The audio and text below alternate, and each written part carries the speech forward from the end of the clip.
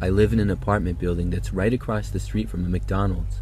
More than a few times since living here, I've wandered across the street late at night to get something, but one of those times led to a very scary encounter for me. It was a pretty typical night. I often work late and I'm also a night owl. So I was at my apartment, and at about midnight I left and walked across the street to the McDonald's.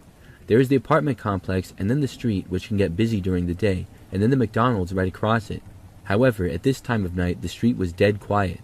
I walked across it and then went inside McDonald's. There was nobody else inside when I got there. I ordered, eventually got the food pretty quick, and then started walking back. I was gone from my apartment for probably less than 10 minutes. When I arrived back to the door I usually enter through, I noticed a woman standing out front. I hadn't seen her before, but thought that maybe she lived in the building. Either that or she was maybe visiting someone. When I got closer, she looked at me and asked if I could let her inside. I didn't think much of it and said sure. I didn't even ask her why, but I didn't feel the need to. She didn't seem sketchy to me, so I went inside and she followed me in. Then I started walking through the hallways to my place, which was down a couple of hallways but still on the first floor. The lady started walking behind me the entire ways. When I got to my place, she was still there. Then she stopped at my door behind me as if she was going to go into my place. I asked her, "What are you doing?" She said that I said I would let her in. I said to the building, not my actual apartment. The woman said that she needed a place to stay and she thought that I said I would let her in. I said, "I think there's been a misunderstanding." The woman interrupted me and said, "Are you going to let me in or not?" I said not. I quickly went inside and then locked the door behind me. The woman was still standing there right on the other side of the door. Then she knocked on it. I yelled at her to go away. I looked out as she finally stormed off. I thought that she was gone for good, but she was not. About 5 minutes later, I heard more knocking at my door. I figured that the lady was back, but I went to the door to look. She was, but this time she had this big-looking guy with her. He looked angry, and he was now banging on my door as well. I yelled at them to leave. They did not. Instead, they both started banging on my door loudly and yelling at me. They were cursing and telling me to open the door. I was afraid that they might succeed in breaking the door down. Soon I heard a couple of other people's doors open down the hallway. People were no doubt angry from all the noise. At first, this did not seem to stop the angry man and woman. I heard a few neighbors tell them to quiet down though. They ignored it for a while. They banged on the door some more and yelled for maybe 5 minutes. Then they finally stopped and angrily left. I was obviously afraid that they would come back again, but they didn't. I still don't know why on earth that woman thought that I would let her into my apartment. And who was the guy? I figured that she must have let him in the apartment building given the fact that she was already inside. But it still blows my mind how crazy of a situation that was. I didn't go out late at night for a while after that.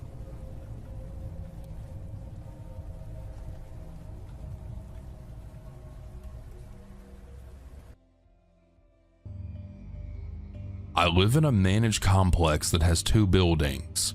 The main one with the lobby, mailroom, amenities, etc., and the secondary one, which I currently live in. On Sunday night, I had a DoorDash delivery dropped off.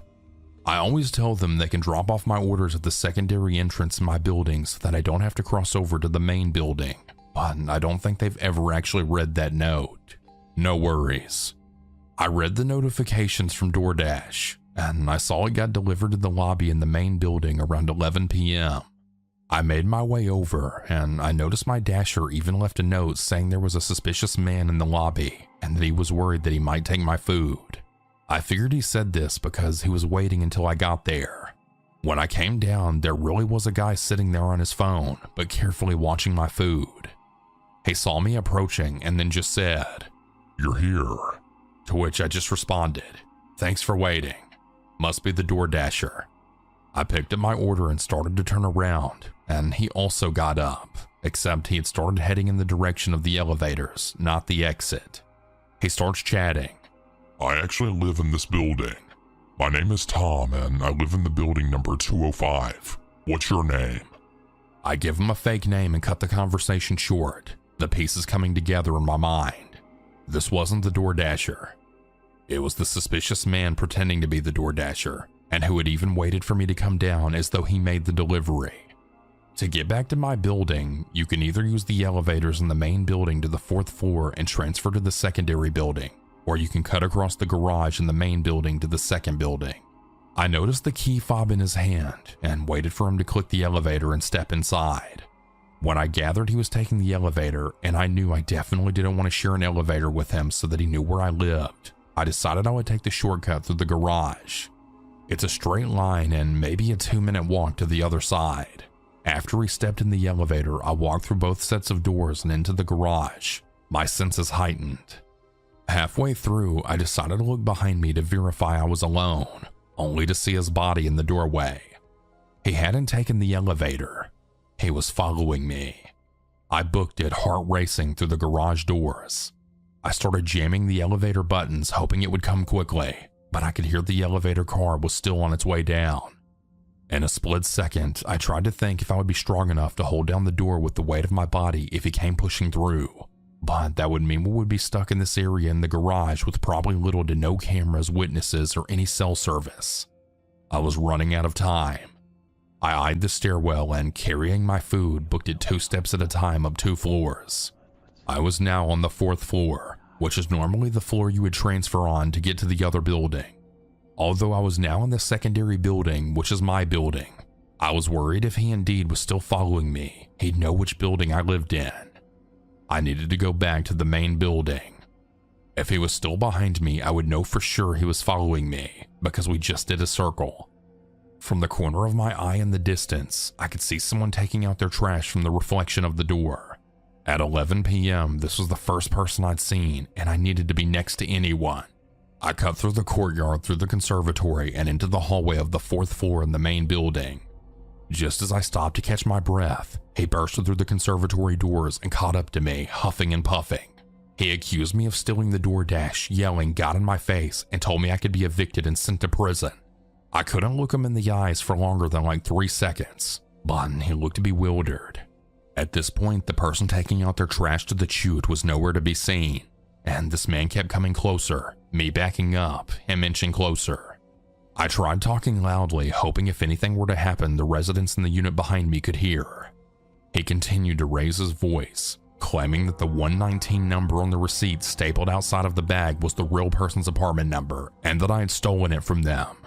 Taking a look, number 119 was in fact the order number, not the apartment number, but he was convinced it was someone's apartment unit number. For a whole lot of reasons, this logic didn't make any sense, but this implied not that I needed to explain it to him, but I could have been trying to go from the main building, 2nd building, 4th floor, main building, and then 2nd floor to lose him, so that we didn't have to share the elevator and he'd know where I lived.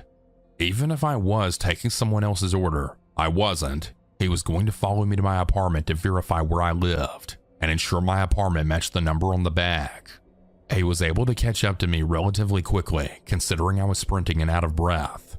This means he was deliberately following and chasing me down, which is a man's, circumstances aside, but especially for the rationale of stolen food. I'm not sure why you would ever willingly chase a woman by herself at night, knowing how this would look for him. He was studying my order and receipt, because you had to be in close proximity to the receipt to see that the fading ink read 119. It was never about the order, because why did he pretend to go on the elevator in the beginning, only to chase me across 2 buildings for an order he didn't even know what apartment number I was going into? And it definitely dawned on him that up until that point, we were the only people around. As I was standing there, him inching near me and poking the receipt, I thought that I had heard someone coming through the hallway in the distance. He clicked the elevator button, continuing his threats, and I didn't even wait for him to finish getting on the elevator. I sprinted through the conservatory, through the courtyard, and back to my building, taking the elevator up to my floor. I got to my apartment paralyzed and shaking from what I thought was the end that night. I was so terrified that my breathing got labored and raspy. I don't even have asthma, but I could barely catch my breath for minutes, grasping onto anything I could so that I could feel grounded and not choke from the lack of air. I'll never forget the moment I looked into the garage and saw his body in the doorframe. I wrote a long, detailed email to my management with screenshots from the DoorDash and exact accounts and locations of where everything happened so they could corroborate my account with their camera footage. It's now been 4 days, and I'm awoken every morning by my heart racing, hot flashes, and paranoia with every drop of a sound. This is a new kind of anxiety that I've never felt before, and my days are clouded with fear of bumping into him in common spaces, how to plan my days with the highest likelihood of avoiding him, and how to strategically order and pick up my mail where I can know I won't have to see him. I don't know if these extreme symptoms, especially the heart racing, are normal after this experience, considering I know a lot of women who have had way more frightening, violent encounters with strangers that involve more than what happened to me that night. But this has really been consuming me for the past few days. I really feel unsafe in my own building. Update. This is everything that has happened since the next morning. My management and maintenance, which is 2 men, came knocking on my door. Of course, I was already pretty frazzled from the events of the night before, and although I opened the door, they could see I was visibly shaking. They came to apologize about the events, saying they had seen the footage and that it was scary. I needed to file a police report immediately. The property manager was kind, saying he would sit and call the police with me so that I wouldn't have to do it alone. I asked if they knew this resident and if they were aware. He said they knew who he was, and this actually wasn't the first time he had been reported for bothering a resident. My stomach sank. I quickly got ready and met the property manager downstairs outside our building, but away from areas my property manager has been known to see him hanging near, and we made the call together. After I gave my account, the property manager chimed in with his accounts of what happened too. I was the 4th or 5th female that he has harassed. He's harassed women in the complex before, but never followed them at night. The property manager has managed multiple properties before, but he's never seen a resident following another resident like this before. He usually finds a woman by herself and kind of hones in on them. He doesn't approach men, and he doesn't approach women when they're with men.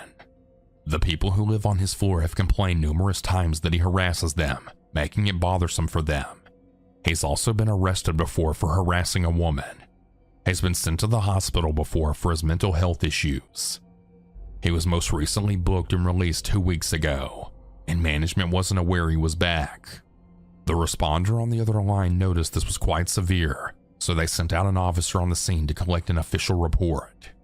By this point as we were talking, I learned the resident's full name, birthday, unit number that he lives in, and when he moved in. It's been less than half a year, so assuming he has a 12-month lease, he still has a ways to go. The officer asked if I could remember if he had a tool or weapon in his hands, but I said that I couldn't remember, not that I knew. I said there was camera footage, so couldn't we check and see if he did? But the officer said even if I couldn't remember and it turns out the perpetrator did in fact have a weapon, I can't go back on my word and say there was a weapon or if I felt threatened. I was stunned. I told the officer, but there's evidence of him following me, a woman alone, as well as threatening me across 2 buildings, one of which he had no business being in at 11 p.m. at night. The officer literally asked me if he used the words, "I will kill you or I will shoot you." I said no, but that he was still threatening me. The officer said unfortunately that only qualifies as being a nuisance, but being a nuisance isn't against the law / grounds for arrest. My heart dropped. On top of that, my property manager said they'd been trying to evict him, but there isn't enough evidence, and eviction is a long process. There was nothing they could do. The officer gave me his card with my case number, informing me that I should call him if he ever approached me again or if I felt unsafe. I went back to my apartment, stunned and just trying to figure out the next steps. I decided not to leave my apartment again out of safety, but ordered additional self-defense items, including an apartment doorbell camera, because he had been up close to my receipt bag to know my order number. The receipt also had my name on it. I was worried he would put 2 and 2 together and type my name in the directory outside our building and figure out my unit number. I couldn't risk running into him again, so I had to stay locked up until my camera arrived. Given the information I had about him now, full name, birthday, and the fact that he has a prior record related to harassment, I decided to do my own research and find his public records. To my surprise, I learned that he actually has 6 court cases since 2018, and the most recent court record was from August 2024. His cases have been for stalking, harassment, restraining orders, multiple reissued anti-harassment protection orders, domestic violence, and attempting to get him to surrender his firearms, to which he has refused, so he still owns his guns. Different women have attempted to serve him protection orders multiple times, but failed either because he's tried to dodge it, never showed up to court, or he's been hard to get a hold of. I just couldn't believe it. This man was able to freely move about common spaces in our complex, and management has never mentioned anything to residents nor regarded our safety. Now I knew this was more than just an annoying neighbor, but rather someone who could be dangerous. I was dealing with a man with unresolved mental health issues, who may still be in possession of his multiple firearms, who was angry with me. Given his history of professional stalking, I was worried if he saw me too soon again, he would remember our encounter and fixate on me, and possibly escalate. A few days passed and I hadn't left my building, but I noted that my camera had arrived, so I was trying to arrange for how I could go into the mailroom, which is in the building he lives in and the floor he's on. I asked management for footage of our encounter, and after 2 days of dragging on the request, it seemed like they were trying to buy time. They finally sent me clips of our encounters in different areas.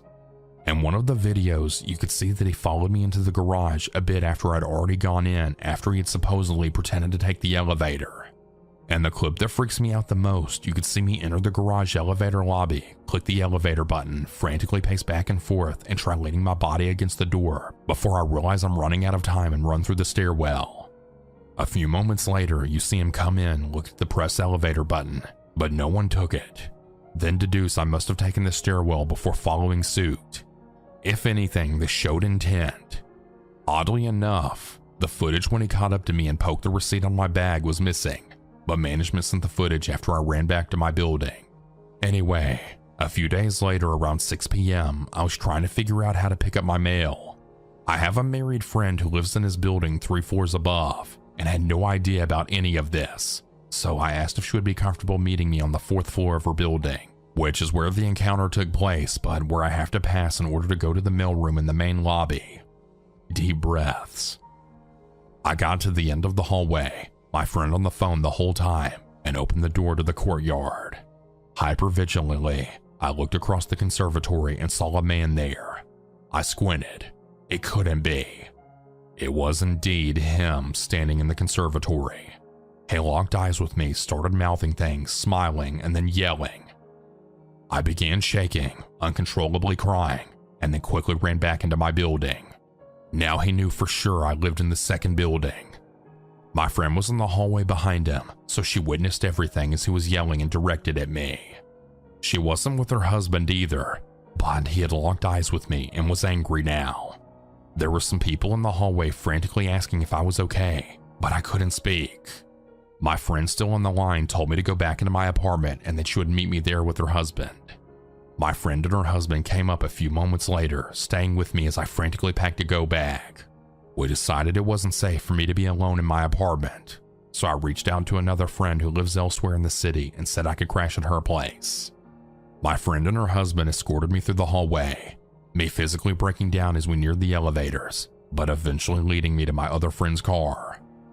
As I write this update, I'm in the living room of her apartment for the 3rd day, figuring out my next moves. On my first day at my friend's house, I wrote management an email explaining the incident with the resident again. This is my 2nd day and still no response from them. My friend went to management with her husband to report the incident since she also witnessed him yelling so it could add to their complaints. She said management was aware of me and my complaints, but they can't do anything because he's protected under the Fair Housing Act. Management cannot deny housing to someone due to their disability, which includes mental illness. For context, most buildings in my city have MFTE units, basically reduced rent apartments that are reserved as part of an affordable housing program in my city. From what I understand, people can qualify for MFTE housing based on income, and sometimes it's combined with disability protections, which is likely how he's able to stay here. So it seems my unit is worried if they evict him, he might be able to sue for discriminatory eviction. I don't have a male partner, which seems to be the only deterrent from the resident. So my sister and her husband are trying to figure out when they can fly in and help me pack my place so I can get out of here. I'm pretty devastated because it's a really beautiful complex with incredible amenities, gorgeous interior, and pretty new. But all this means nothing when my safety's at risk. I have no plans, but I cannot go back to my unit until I have protection at all times in that building.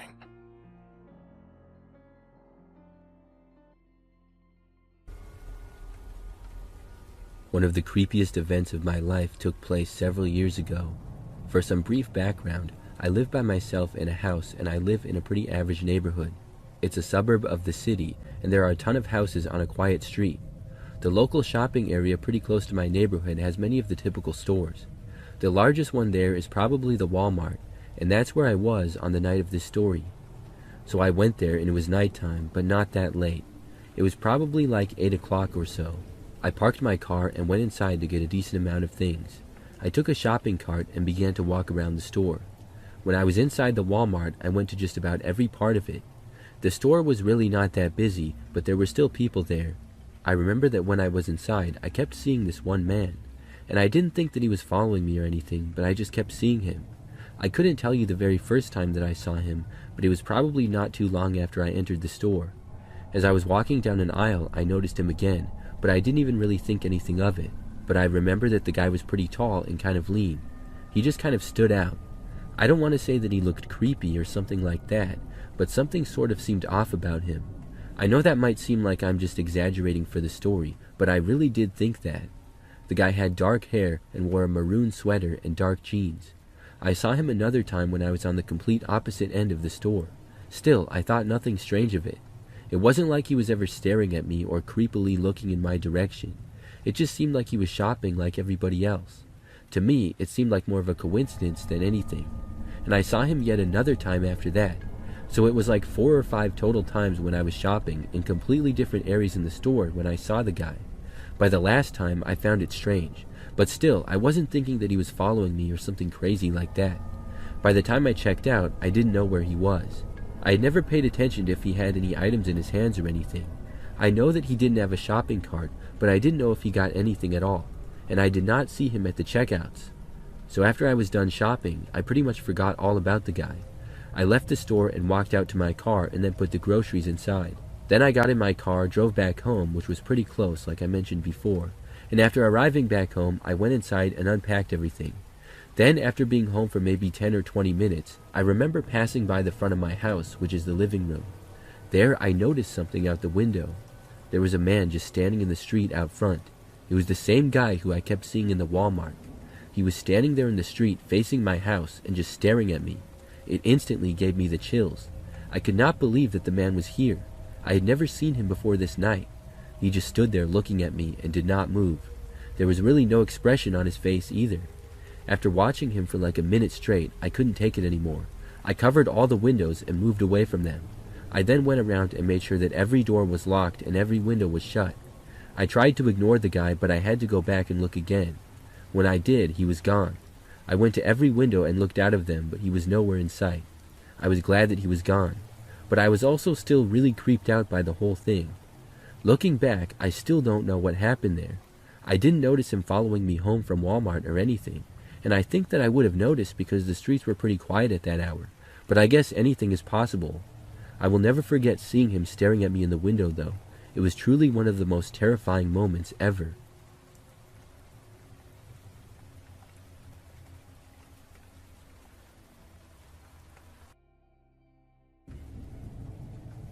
For a period of time a long time ago, I used to work at McDonald's as a manager. I worked there for about a year and dealt with some crazy things, but one time is by far the craziest thing to ever happen there. It was an average evening for the most part.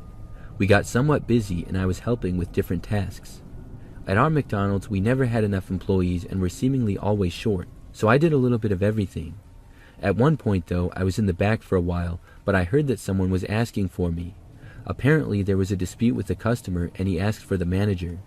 So I walked up to the counter and saw one of my employees looking upset and an angry man on the other side of the counter. I didn't hear any of the conversation, but I knew the employee he was dealing with was very nice. The man asked me if I was the manager and I said yes. He then told me how he was mad because the fries were cold, but he went on to insult my employee and call her stupid. He did not seem interested in resolving the matter, only in letting out his anger towards us. After he started swearing towards us employees, I yelled at the guy and told him to get out. I said we weren't doing anything, and if he didn't leave now, I would ban him and call the cops. He continued to yell at us, and literally everybody else in the restaurant was staring at the scene. Eventually, though, the guy finally walked out and left. I was glad that I didn't have to call the police on him. Then we resumed back to normal for the most part. Eventually, within about an hour, we all moved on and were feeling better. As it got later, things quieted down. I remember that at one point, I went to take out the trash. We had dumpsters in an area behind the building. So I walked over to a back door and put a few trash bags in the dumpster. As I did, I saw past the few trees next to the dumpster into the very back corner of the parking lot. There was the man standing in the shadows. He saw me and instantly started to walk over. I didn't want to fight the guy, so I just turned around and walked back inside. Those doors automatically locked, but I just hoped that the man wouldn't come back through the main doors. After I got back inside, I stayed near the doors. Within moments, I heard some loud noises from outside.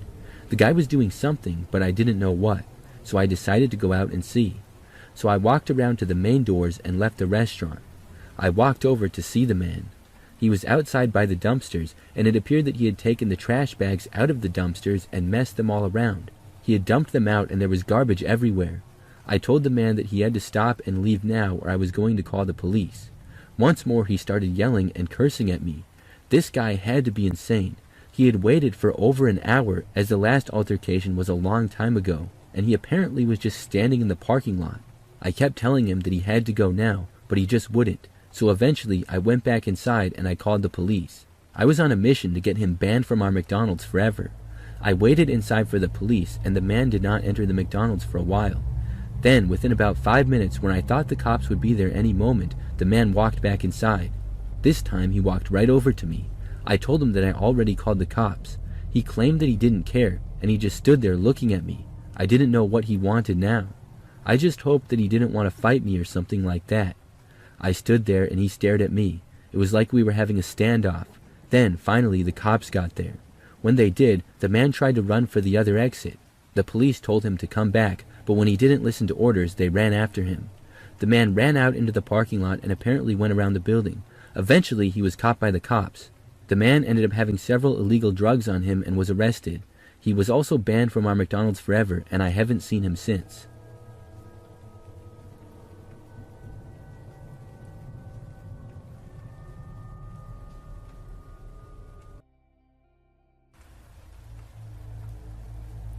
For a little background, when I was a young woman about 10 years ago, I worked at a Walmart for a few months.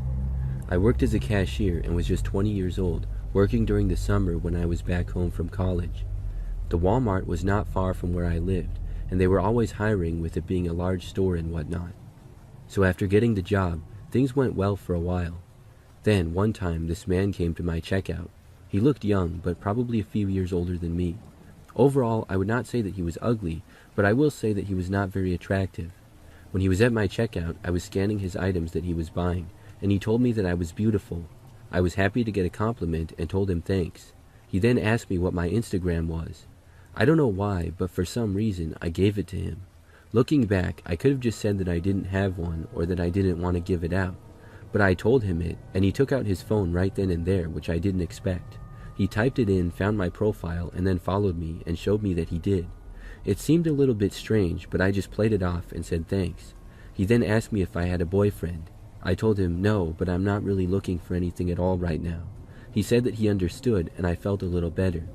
There was an awkward silence, and I quickly finished scanning his items. I saw him looking at his phone, and I realized that he was on my Instagram page still. Quickly enough, though, he paid, and I told him to have a nice day. When he left, he said bye, and I thought that I would not see him again. But I was wrong. Literally the next day, the guy sent me a message on Instagram. He said hi, and I did respond to him saying hi back. He started a conversation with me, and I didn't know what to think about it. Pretty quickly, though, he asked to hang out, and I said no. He continued to message me, so I just ignored him. To that point, he had not done anything that creepy yet. I'm not going to make a guy seem like a creep just for shooting his shot with me. But after that is when things got real bad. He started messaging me almost non-stop. When I stopped replying, he just continued sending me messages. I was so tired of seeing the notifications. In 2 days, he sent me over 30 messages. Most of them were just saying stuff like, hey, or why aren't you responding? Finally, I sent him one final message, saying that I was sorry but I didn't want to hang out or talk with him anymore, and to please leave me alone. He did not, though. He just kept sending me even more messages. So at that point, I blocked him. But this didn't stop the young man. He made another fake Instagram account and started messaging me there. It didn't take long for me to realize that it was the same guy, so I blocked that account as well. He didn't message me after that. But a few days later, I got word from some of my friends that he was messaging them on Instagram. Apparently, he saw who some of my friends were through my Instagram page, so he followed a few of them and then started asking them questions about me. He claimed that he was a good friend of mine, and so a few of them contacted me about it because he seemed strange. I was angry and told my friends to block him and that he wouldn't leave me alone. After this, I thought the whole ordeal was finally over. Except, one night during the next week, I was working another shift at Walmart. As I was at my checkout, I was kept pretty busy for most of the time. But at one point, when things quieted down, I looked around and observed the same man there. He was sitting down on a bench closer to the exit doors. He was just sitting there and watching me. When I noticed him, he didn't wave or anything. He just stared intently. It was really creepy, and I looked away at once. I tried to distract myself, and soon enough, some more customers came into my check lane. But when I looked back and he was still there, I had enough. I left my check lane and found my boss, who I told about the whole situation. He said that he would go talk to the guy. Now, I don't know what my boss was planning to say or do. I'm not sure if he had the authority to kick the guy out of the store or anything. I guess he did if he was a manager, but as soon as my boss walked over and approached the man, the guy quickly got up and left. They didn't even have a conversation. I was glad to see him gone and hoped that he would not come back. I worked the rest of my shift and it went well. I got off sometime that night at maybe 9 or 10 o'clock. However, after clocking out, I left the store and started walking through the parking lot to my car. It was very quiet now. I saw one guy kind of walking around the lot. I realized it was the same guy. He was not standing by my car, but I hoped that he wouldn't notice me. I turned and started walking to another row of cars closer to mine. But then he did notice me. I saw him start walking in my direction. I bolted for my car and ran there. I was able to make it, but the guy reached the car right after I did. I went inside and locked the doors, and he started knocking on my window. I didn't waste any time and just drove away. After that, I actually called my boss and told him about the guy to make him aware of the situation, because if this were to continue, I would not feel safe coming to work anymore. Thankfully, I was off for a few days. When I returned to work, I was told that the guy was banned from the Walmart. Apparently, he showed up again, I guess to look for me, but he didn't buy anything and just walked around. Based on him following me to my car, the manager trespassed him from the store. I think that was enough for him to finally leave me alone once and for all, because I never saw him again after that. I only worked at the Walmart for about another month though. Looking back, it was a pretty creepy experience.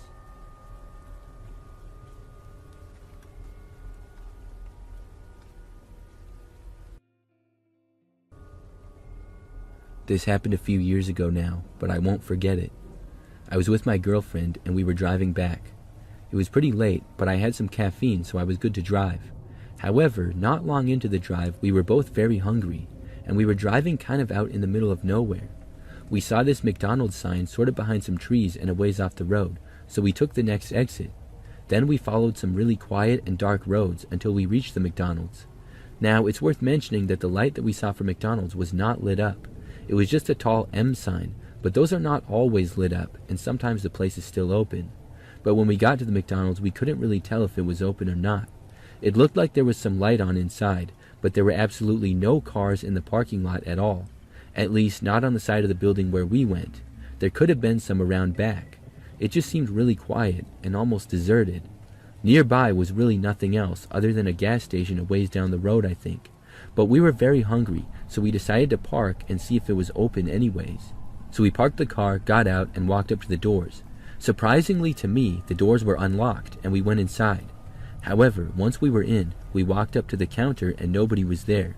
Not only that, but there was really nothing behind the counter at all. It became clear that the restaurant was not open, and it appeared to be abandoned. There were still all the tables and chairs inside the restaurant, but they were very old and outdated. The whole place looked like it was straight out of the 90s. Behind the counter, though, was where you could really tell that things were missing. The strangest part was that there was a light on near the counter. In our time inside, my girlfriend and I were talking with each other about how weird it was. We soon thought that maybe they were going to do construction or something like that, and that's possibly why the place was left unlocked and a light was on. But we didn't hear any noises at all when we were inside, until we were sort of at the back corner of the dining room area. We had been inside for maybe 2 or 3 minutes and were just looking around because we found it interesting how the place looked deserted and was so outdated. As we were just admiring about how it looked untouched for years, we suddenly heard somebody say loud and clear from near the counter, "Can I take your order?" We both looked in that direction at once, but we could not see right to that spot because of where we were. I felt nervous and we both walked over there. However, when we got within sight of the counter, we saw no one. We walked all the way up to it and nobody was there at all. We asked who was there but got no answer. However, we did hear somebody walking back in the kitchen area out of sight. I didn't want to stay any longer. We both just walked out and left. We drove to a gas station some ways down the highway instead. Then we went back home. After that, I tried to look up the McDonald's to see if I could find any information on it. However, I could not find anything. I still don't know who was in there or what the story was with that McDonald's.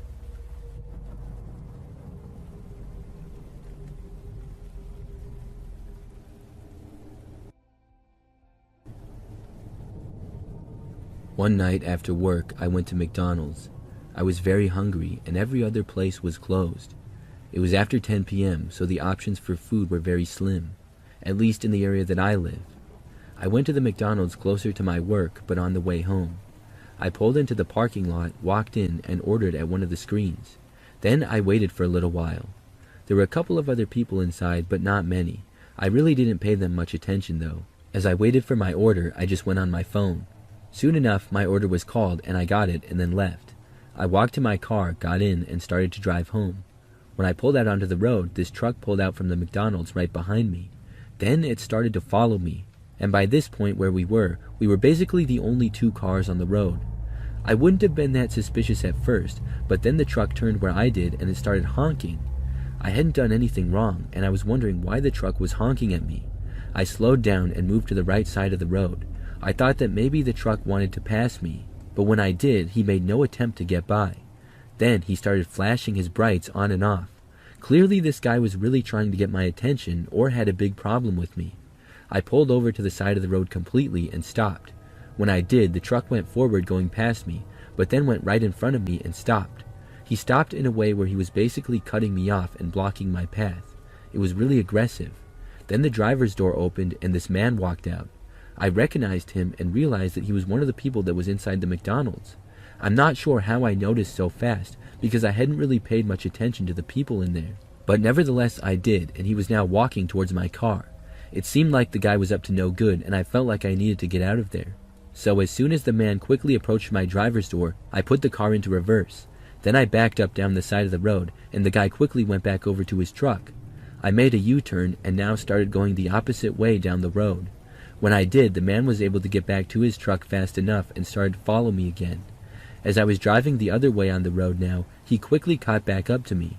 I wasn't sure where to go, and there was not a whole lot around in the general area. Plus, it was late at night, which did not help the matter. As I drove down that road, I just decided to go back to the McDonald's. It was a public place with other people, so it felt a little bit safer.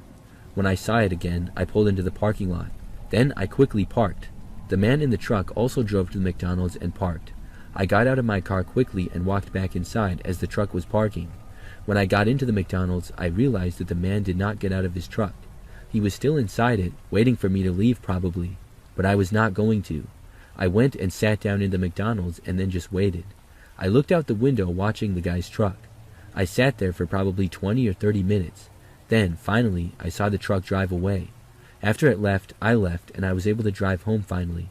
I made it back safe, but I never found out why that guy was following me. Clearly, he really wanted something with me, but I have no idea what.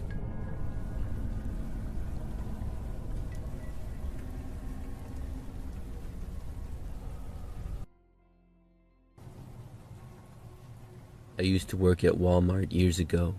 It was from 2014 to 2016, and when I worked there, I was a cashier. It was one of the first jobs that I ever had, and looking back, I can't believe that I worked there for so long. But overall, I didn't mind it too much. During a time period when I worked there, I would often work really late at night. I would start sometime in the afternoon and would get off at like 11 p.m. or so. I remember that one time I was working one of these late night shifts, and it was very quiet. There were only a few people inside the store shopping. I hadn't had a customer check out in a while in my checkout, and I was just counting down the minutes until I was off. By that point in the night, there were probably only like 3 checkouts open, with me being one of them. So I remember that finally a man came to my checkout. He was just buying one thing, which was an energy drink or something like that. I remember that he was wearing a sweatshirt and cargo pants with a lot of pockets. The guy put the energy drink down in front of me, and when he did, I could see other things in his pockets. All his pockets from his pants to his sweater looked filled with stuff, and I could see in his sweater pocket there was some stuff that we sold. As I was scanning the energy drink, I observed the items in the guy's pockets. I told the guy that I could scan the stuff in his pockets as well. Clearly, the guy was trying to shoplift, but at the time, for some reason, I thought that the guy was just storing items in his pockets instead of using a shopping cart. Maybe I was just tired from a long day, or maybe I was just young and dumb, but the thought of him trying to shoplift wasn't even going through my mind. I really thought that he was just storing the items in his pockets to bring to the checkouts. When I said this, the man said, "What are you talking about?" I pointed to his pockets. When I did, he gave me a dirty look. Then he just turned around and then walked the other way back into the store. I was confused and did not know where he was going, but he was very quickly out of my sight. To me, it just seemed like a bizarre encounter. After a few minutes of thinking about it, I realized that he was shoplifting. I felt stupid for not knowing that sooner, but I was glad that I had stopped him, or at least seemed to. I guessed that it was possible he was trying to go to another exit to steal there, but I looked around and didn't notice the guy. I stayed at my checkout and didn't get any more customers. Then, like 10 minutes later, the guy was back. This time, he did not have anything in his pockets except for one thing. At least, that's all that I could see. I could tell that there was something in one of the pockets, and the guy walked right up to me, but he didn't have any items with him at all. Right away, he told me that he had a gun, and for me to give him all the money in the cash register. He then moved what was in his right pocket without taking it out. It did look like the outline of a gun, but I could only see the outline in his pocket. I was kind of in shock, I guess. I just opened up the cash register and got out all the cash and gave it to him. I asked him if he wanted the coins too, but he said no. There really wasn't that much cash, maybe about $150 or so. Then after he took it, he quickly started walking away and towards the exits. When he did, I saw him take out of his pocket the gun. When I saw it, I realized it was just a toy Nerf gun and one of the small ones. He set it down on a random check lane as he was walking out. Then he walked extremely fast to the exit doors and left. I was glad that the gun was not real, but I also felt stupid for falling for it. Once he was gone, I decided that I should report it, so I told my manager. He ended up calling the cops. They came out and investigated and asked me questions. Then I was able to go home for the night, and I was told that they would check the cameras. I found out like a week later or so that the man was caught. I didn't hear anything more about it, but that was the craziest thing that ever happened when I worked there.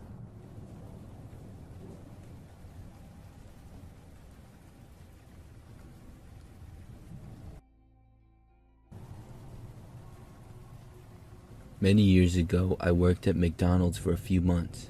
This was way back when I had recently graduated from high school and was attending a local junior college. I was living with my parents and driving to and from school as well as work. We lived in kind of a small town. It was quiet and calm, and not too many crazy things happened. McDonald's was one of the few businesses that we did have in our town. When I worked there, mostly I would be behind the counter taking people's orders, and usually I would work a shift in the afternoon until late at night. The McDonald's was open for 24 hours back then that I worked at, but I would get off of work at 11 because I was in school, and we didn't need quite as many people working in the overnight hours. The McDonald's never really got that busy. We would get customers at the busy hours, but I don't recall it ever being super crazy. After I worked the job for a few months, I was in a routine of work. I would work a few nights a week, typically getting off at 11. At that time, it would usually be very quiet. When I got off of work, I started to notice this one car in the parking lot with the engine always running and the lights on. It was a 4-door sedan, maybe 15 years old or so, nothing really standing out about it. I couldn't tell who was driving, but never really looked that hard. I just remember leaving for work a few times and seeing it each time. It wasn't a coworker because I would have known who it was. At one time, I sat in my car and texted a few people before leaving, so I was there for a few minutes. The driver never got out or anything. At times, I would get out a little early at maybe 10:45 and the car would be there. Or if I stayed a little late till like 11:15, the car was also there.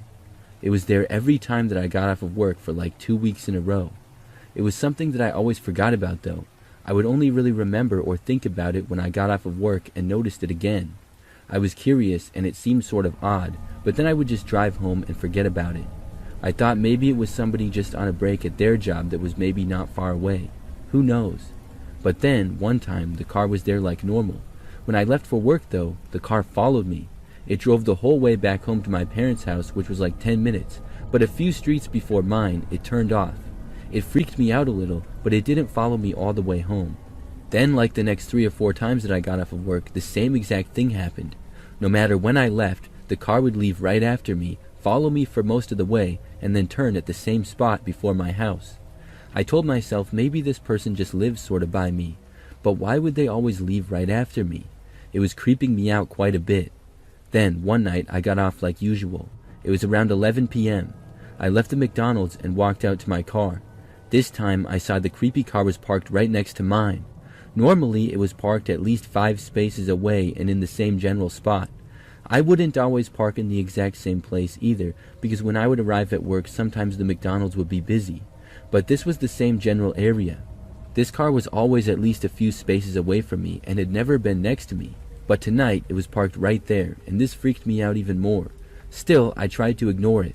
I got into my car and didn't look at the other one. Then I started the engine. After that, I drove away. Right when I did, the car left too. It followed me all the way back.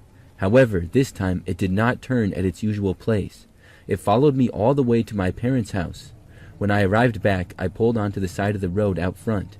I was afraid to pull into the driveway knowing that it would take longer. I just parked, got out, and sprinted for the house. I ran inside and made it. When I looked back, the car was pulling over too, but at least nobody was getting out. I instantly found my parents and told my dad about it. He went over to the front door and the car was now parked out front of our house. My dad walked right outside towards the car. However, before he got halfway to it, the car very quickly drove away. The next time that I worked was several nights later. When I got to work that night, I brought it up to a few coworkers. I asked them if they had any idea who drove that car. None of them had any clue as to what I was talking about though. That night when I was working behind the counter at probably about 10 p.m., things were very quiet. Nobody was in the restaurant until I saw the doors open and a man walked in. From what I remember, he looked to be in his 40s, was somewhat short but large, and had a slight beard and was balding. He walked up to me and I got ready to take his order. However, when I asked how I could help him, he just said, "Tell your dad that he's a coward." Then he turned around and calmly walked away. He left the McDonald's, and at first I was so confused that I didn't say anything. Then, after he had left, I realized that it had to be the guy from the car. I quickly went to the back and told a coworker. We went out into the parking lot and just barely saw the guy driving away. It was the same car. My manager heard about the whole thing and she let me leave early. I didn't see the car at all. After that, I was given 2 weeks off. When I returned to work, the car never showed up again. I also never saw it at my house either. That's something that still gives me the creeps every time I think back to it.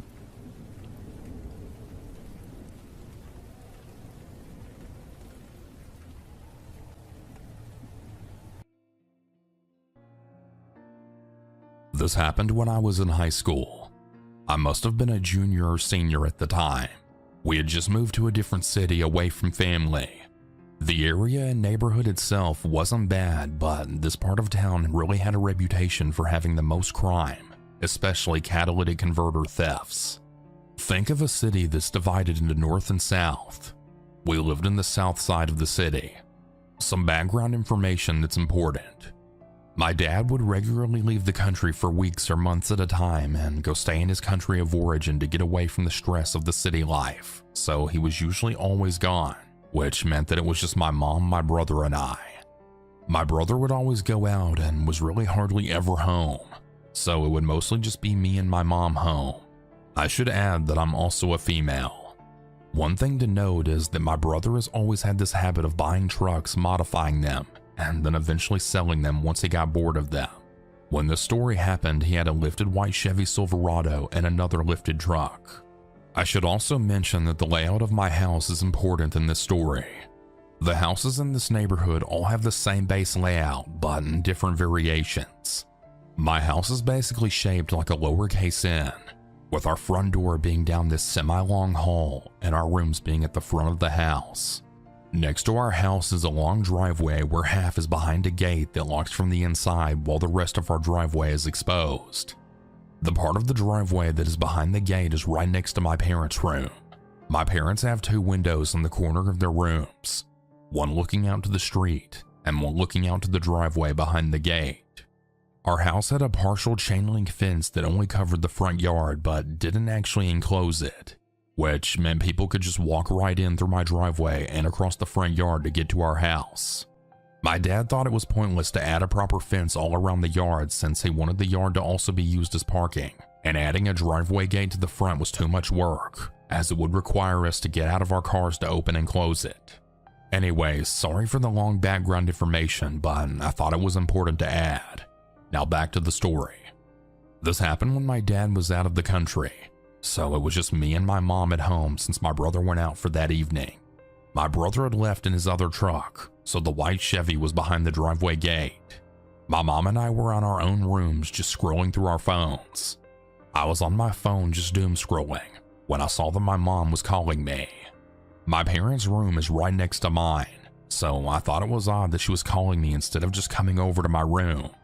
I answered, and my mom then told me in a quiet voice to come to her room because she had heard a guy talking outside her window and could see him outside.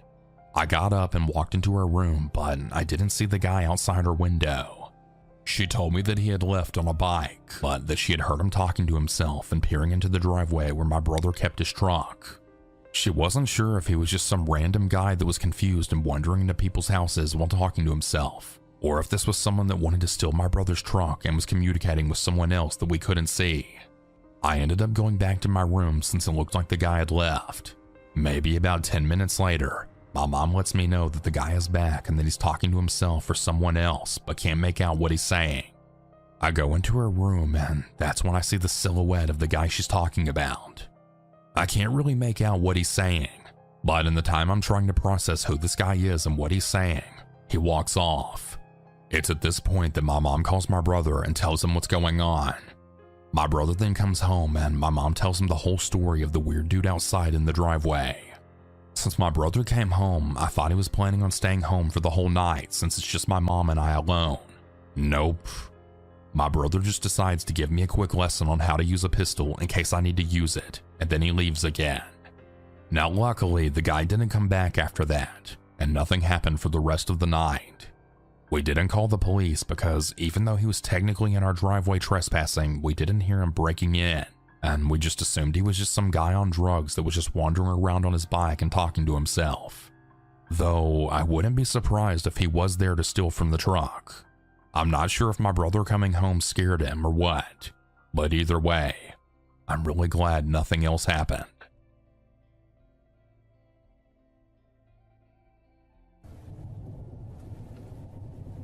This happened one time when I was working at Walmart years ago. I don't work there anymore, and I only worked there for about a year. I mostly worked in the parking lot pushing carts, but I also stocked shelves at times occasionally as well. When I worked there, I got to know a decent amount of the other coworkers. I was pretty friendly and had some work friends there, which was nice to have. Some of the workers were good, and others not so much, but one in particular was super lazy. I think anyone who's ever had a job can relate to having a coworker like this. There was a guy named Austin, and he was always slacking off. He would literally clock in and then go straight to the back room and just hide and go on his phone for 8 hours. He would only be seen again if he was specifically called to do a task or if it was time to clock out. He would actually do work like 1 in every 5 shifts. It made me so mad, but I wasn't going to report him or anything because I'm not a rat. And at Walmarts, they have so many employees that it's possible for some of the employees to go unnoticed for hours, at least at some locations. It really depends on the management and how the store is ran there, I guess. And it was weird because my managers there were actually kind of strict, but for whatever reason they either didn't catch on to Austin or just didn't care. Anyways, one day I saw that Austin was working with me and I rolled my eyes. That meant more work for me. I saw him clocking in and then didn't see him for like 3 hours, which was expected. After that, I continued with my work. A while later though, I had to go to the back room of the store to get something. When I was back there, I was walking through a really quiet area. In the back room, it's pretty much how you would expect. There's lots of crates and boxes and products yet to hit the floor. There's also forklifts and other equipment, as well as a few other rooms. There was one spot in particular where it kind of went around a corner. As I was back there, I saw around the corner part a person sitting down. I could only see part of their arm and realized that it was Austin. I ignored him and kept going. I thought about maybe saying something, but I didn't think it was worth it, so I just kept working. Like an hour later, I had to go back there again. I walked by the same spot and saw Austin still there. This time, I stopped and looked at him. I was just ticked off that he hadn't moved the whole hour. I wanted to call him out. But then, as I stood there, only seeing his arm, he got up. That's when I realized that it wasn't actually Austin. It was some random guy. He did not work at the Walmart and was not supposed to be back there. He looked at me for like a second, and then walked farther around the corner quickly and out of my sight. After seeing that, I just walked away. I didn't feel like telling some guy that he couldn't be back there and had to leave the store. I was more so just glad that it wasn't Austin slacking off, so I left the area and went back to work again. I continued working for the next few hours. Now I had to work past closing time that night, so I would get off shortly after the store would close.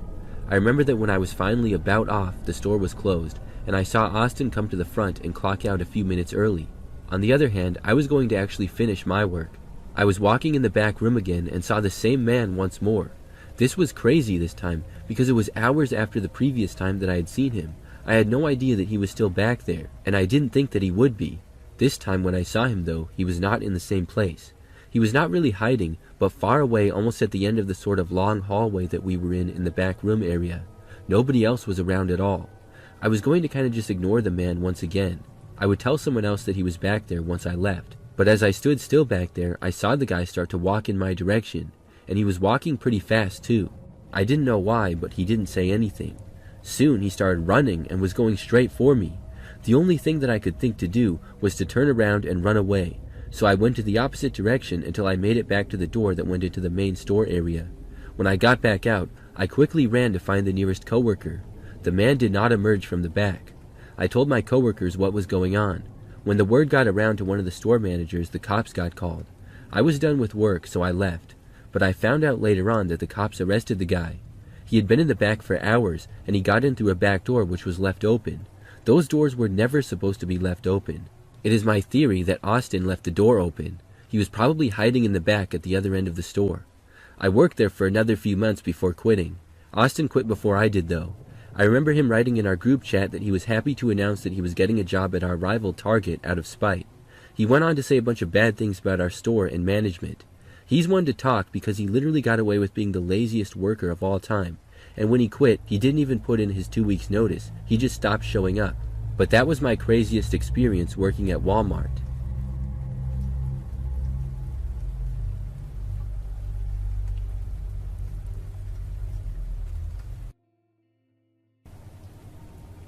A few years ago, I was on a road trip with my husband. We were driving across the country and doing a lot of sightseeing and visiting parks. So one time when we were in the middle of the road trip, we left a hotel to hit the road. The hotel that we were staying at did not have a breakfast, so we stopped at the McDonald's in town. When we got there, it was very busy. My husband waited in the car and I went to get the food. A lot of other people were standing around inside the McDonald's. I ordered and then waited amongst the other people. As I looked around, I noticed a man across the room. He was standing kind of far away, but he appeared to be looking in my direction, and he started making these weird and creepy faces. I wasn't sure at first if something was wrong with him. It appeared as though he was intensely staring at me, and going from a creepy grin to a mad face. Then he would go back to a straight face. I stopped looking at him because it was weird. When I looked back, he was still doing it. I just kept waiting. After some time, I noticed that the man was starting to walk very slowly closer and closer in my direction. It was like he was moving a foot or two closer, just standing there, and then moving a little bit closer a few seconds later. He soon became just about 20 feet away from me. At last, though, my order was called. I walked up to the counter and picked it up, and then started walking to the exits. I got out of there and was glad to be away from the guy. I went back to the car with my husband, and we continued with our road trip. I told him about the guy, and we laughed it off given the fact that he didn't really do anything. We drove pretty much all day. We did stop a few times to see some sights and to get food again as well as gas, but none of our detours and stops really took that long. We drove until nighttime when we were tired, and then we stopped to get another hotel. This one was a pretty cheap place. We didn't mind much though. In fact, it was a motel. However, we just parked, got the room, and then went inside. After going into our room, I remembered that I was looking out the window. It had a view of mostly just the parking lot. When I did, I saw the same guy from before. He was walking in the parking lot kind of towards the main offices of the motel. As I was looking out the window, at first the man was not looking in my direction, but he then turned his head towards me and saw me. When he noticed me, he went back to his famous creepy smile. I quickly looked away. I could not believe it. We were hundreds of miles away from the McDonald's where I saw him earlier that morning. How was he here, and why was he here? We looked out of the window, but now he was gone and out of sight. It was really crazy. After that, we just tried to forget about it. We watched TV until we got tired. But really late at night, there was a knock on the door. My husband went over and looked through the peephole. It was the same guy. He didn't stay there long though, walking away after about 30 seconds. After that, he didn't come back. We left early the next morning and didn't see the guy at all. We didn't see him for the rest of the trip. But it was so weird. Did that guy follow us all the way there? I mean, it was hundreds of miles. If not, that's one of the craziest coincidences ever.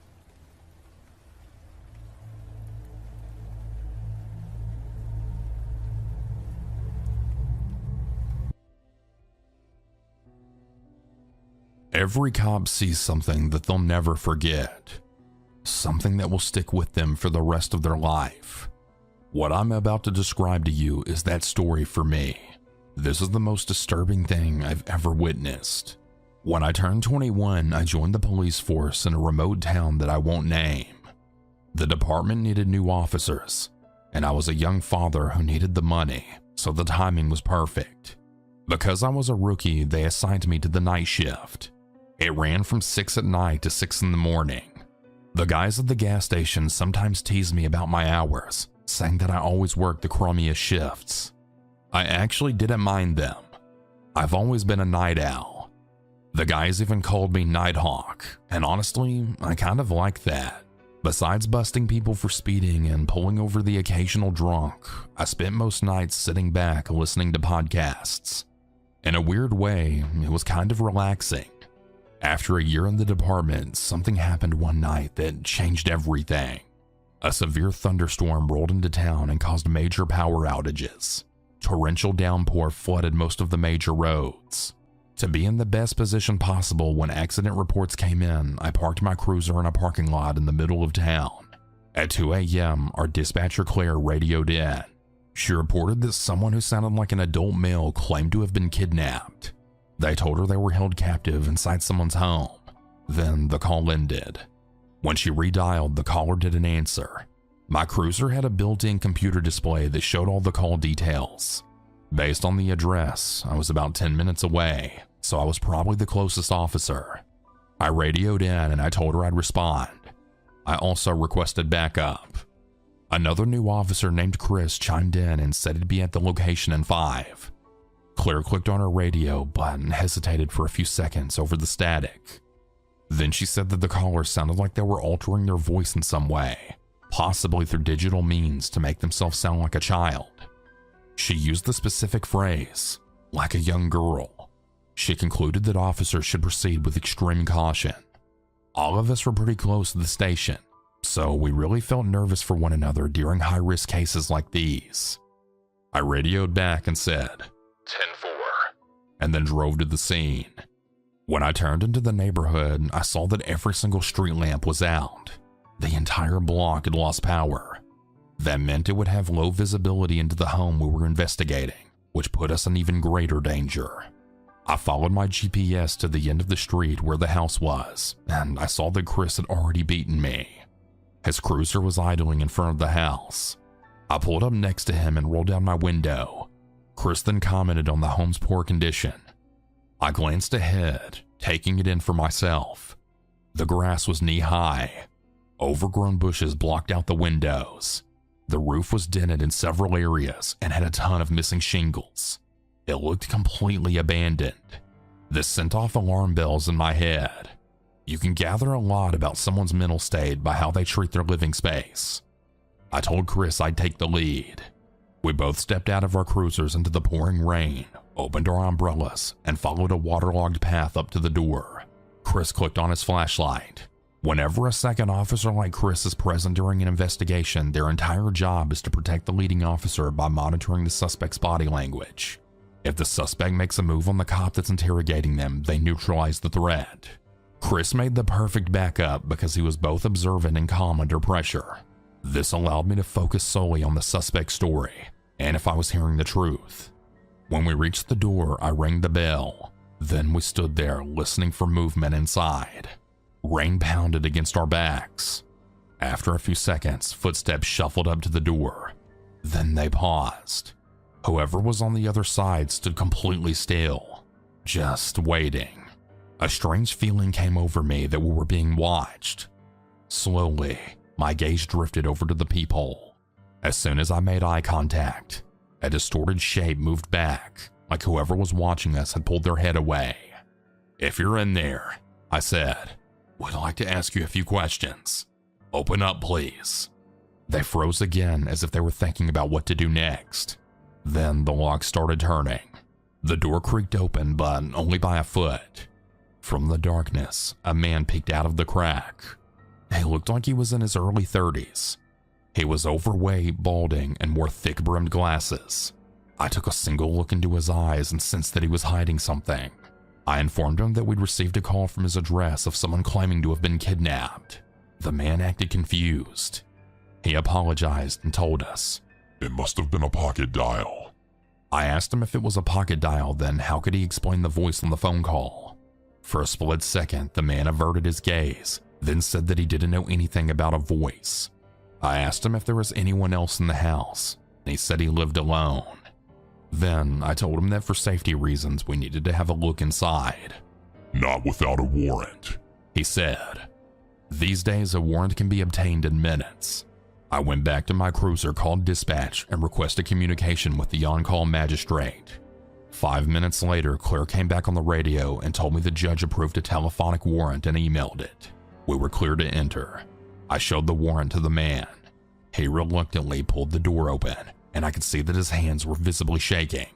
I clicked on my own flashlight and stepped inside. A putrid smell immediately hit me. I scanned around to find the source and saw a hallway straight ahead and a room directly to my right. I shined my light into the room and saw what looked like a living room. It was absolutely disgusting. Piles of clothes and stacks of dirty dishes were spread all across the carpet. Cockroaches crawled all over them. A couch that looked like it was pulled off the side of the road sat at an angle against the wall. This man obviously used this room as his living space. I'd seen these sorts of living conditions in drug cases before. When I turned to look back at the man, he shifted uncomfortably.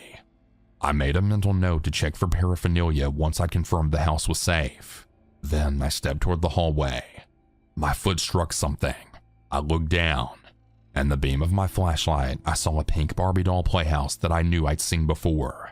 I thought about it, and I realized I'd bought this exact set for my daughter just last year for Christmas. I asked the man if he had kids.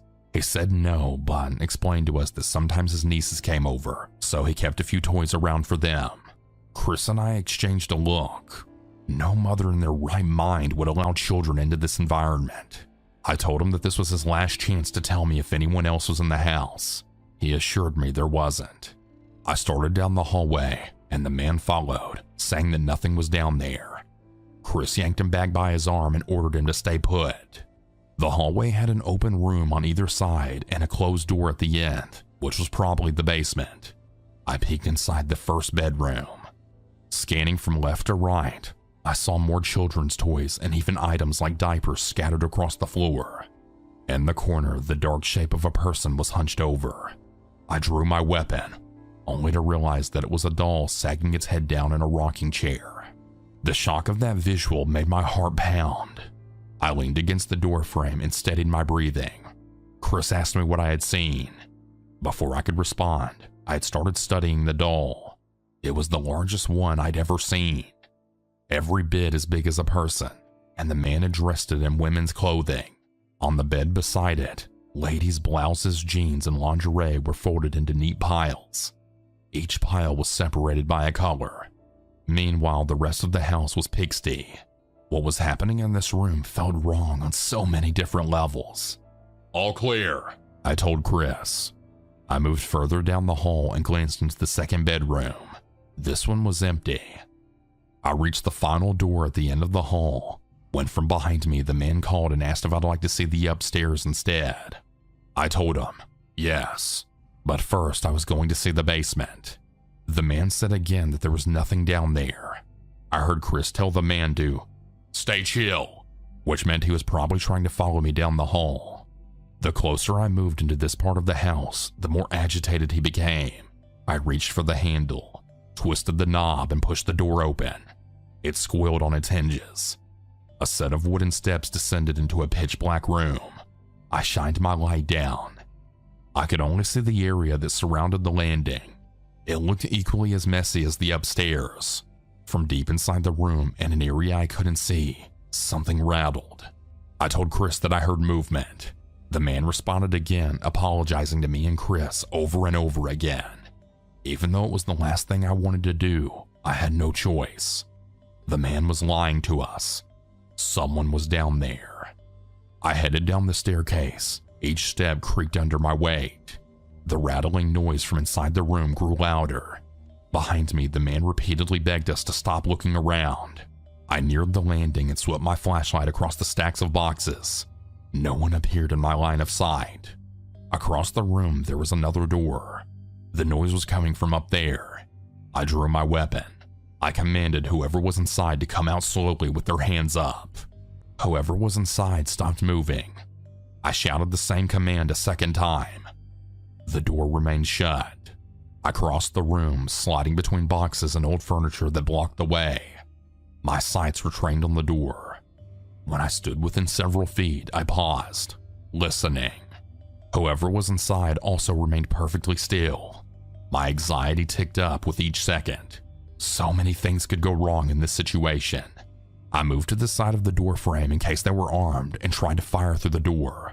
I reached for the knob, grabbed on, and twisted. Then I swung the door open. I was still hidden to the side of the frame. If anything besides empty hands emerged, I would have to use deadly force. After several agonizing moments, nothing came. I said a quick prayer and then aimed my weapon right into the room.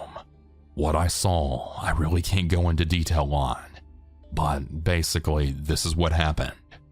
A man in his 40s was being held captive in that basement. He was a father of 3 and a respected member of the community. Months after he went missing, everyone including his own family assumed he was dead. After 2 years in captivity, he finally got the chance to escape. Earlier in the night, before we arrived, the homeowner brought the victim's dinner down and made the mistake of leaving his phone behind. The victim managed to activate Siri and call 911. When we arrived on scene, the victim had already been confined in a way that prevented him from calling upstairs or making any kind of substantial noise. Then, when I ordered him to come out, he froze in fear, not because he couldn't obey my command, but because he didn't want me to use lethal force, thinking that he was a threat. Once I opened the door and found him, we arrested the homeowner on the spot and then took the victim to the hospital for immediate treatment. I feel incredibly lucky that no one was harmed and that we could reunite this poor man with his family. But the most disturbing detail, which has haunted me every day since, is how my dispatcher described the voice of the man who made the call. Why was he speaking like a child? The only explanation that really makes sense is that this man was forced to speak in that young tone of a voice for so long that even when he called the station, that's the only way he could communicate. And if he was forced to do that, what else inside that house was he forced to do? These are the questions that keep me up at night.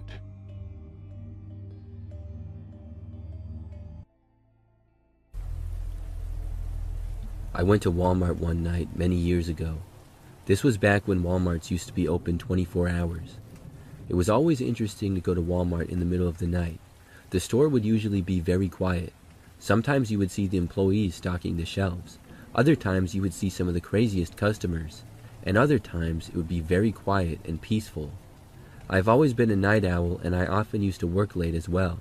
On this night I had worked sort of late, but I went back to my apartment after work and then decided to go out shopping to the nearby Walmart.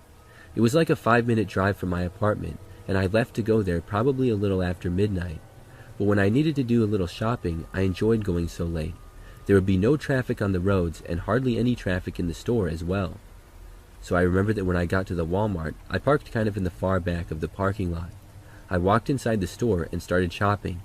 I didn't need to get that much stuff, and I think I just had a shopping basket and not a cart. Mostly, I was in the grocery department of the store getting food that I needed. When I was inside the store, I saw only a few other people. Most of them were employees, and I saw a couple of other people that were shopping, but not very many. After being in the store for maybe 10 minutes, I remembered that I heard my cell phone start to ring. I was confused as to why somebody would be calling me so late at night. I took it out of my pocket and answered. When I did, I said hello, but heard nothing on the other end. Then I heard someone breathing. Multiple times I asked who was there, but no one said anything. So at that point, I hung up, thinking that it was probably a wrong number or somebody called me by mistake. I looked at the number and it was not one that I recognized at all. I was a little creeped out from hearing the breathing but nobody speaking at all, but I just carried on with my shopping. But then, surprisingly, like 5 minutes later, that same number called me again. I answered once more and said hello. There was once again silence. I asked who was there but heard nothing. Then they hung up on me. I was even more confused and also creeped out now. I continued my shopping and finished up. Then I went to the front of the store and checked out. When I did not receive any more calls. After checking out, I walked to the exit doors and stepped out into the parking lot.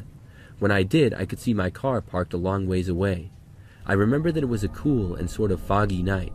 When I saw my car, though, I noticed that there was a man standing next to it. He was literally leaning on my car, but facing in the opposite direction, and there were no other cars parked directly around mine, so I didn't know why he was there. The man was wearing dark pants and a hooded sweatshirt, so I couldn't make out any details about him at all. I couldn't see any part of his face with him standing in the opposite direction.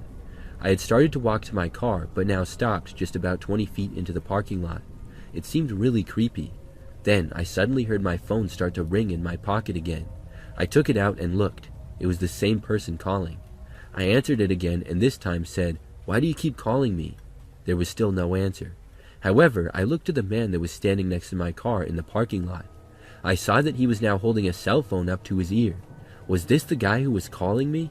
I asked him, "Are you standing next to my car right now?" When I said this, he did not answer but hung up on me. Then I saw the guy standing by my car put the cell phone back in his pocket. The man then started to turn around and face me. When he did, I saw that he was wearing sunglasses, but I really couldn't make out any other details. He was far away and it was dark out. I was so creeped out that I turned around and walked back inside the Walmart.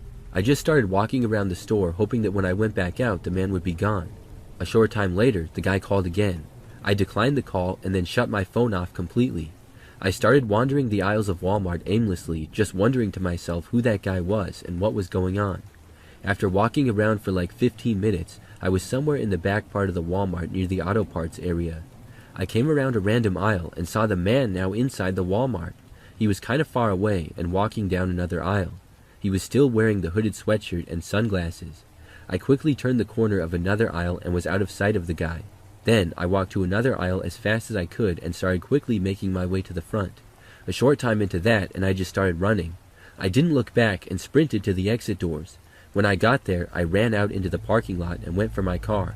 I made it there, got inside, and looked around. I saw the creepy guy just walking out of the Walmart and into the parking lot. Then I quickly drove away. I got home and wasn't followed or anything. I never saw that guy again. I turned my phone back on and saw that he had tried to call multiple times. I blocked his number. But I still have many unanswered questions. How did he get my number and who was he? Had he been following me or stalking me somehow? The whole thing was very strange, but I'm happy that I never saw him again after that.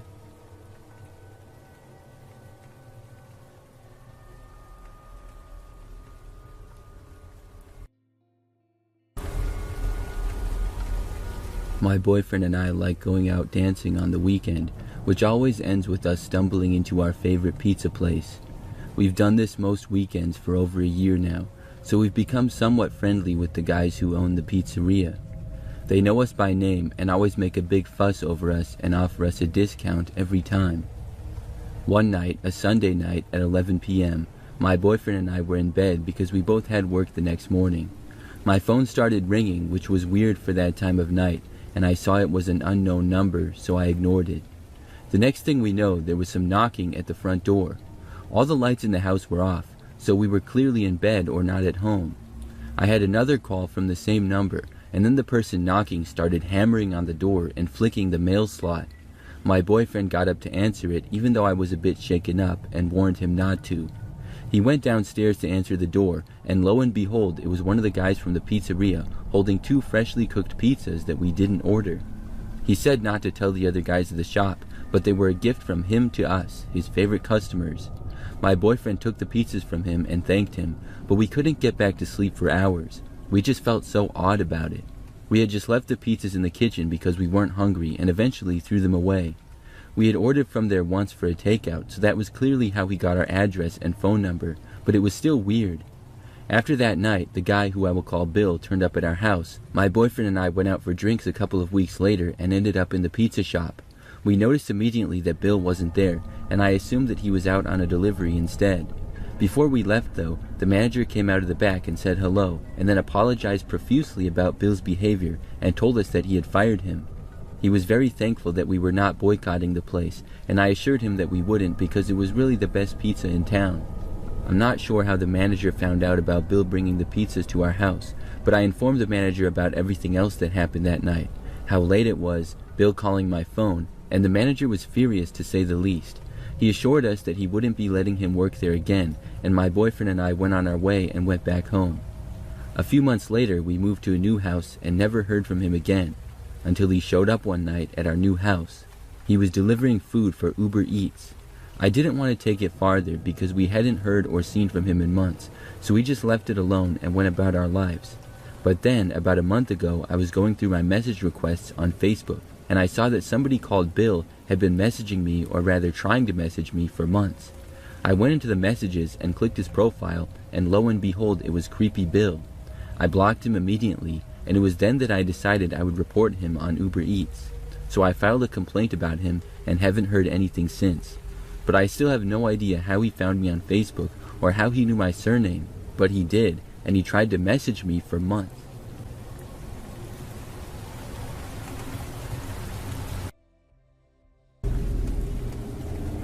This happened last October. I live in a small town in upstate New York, and every fall my sister and I go apple picking. It's a tradition, and we go to this orchard about 20 minutes outside of town.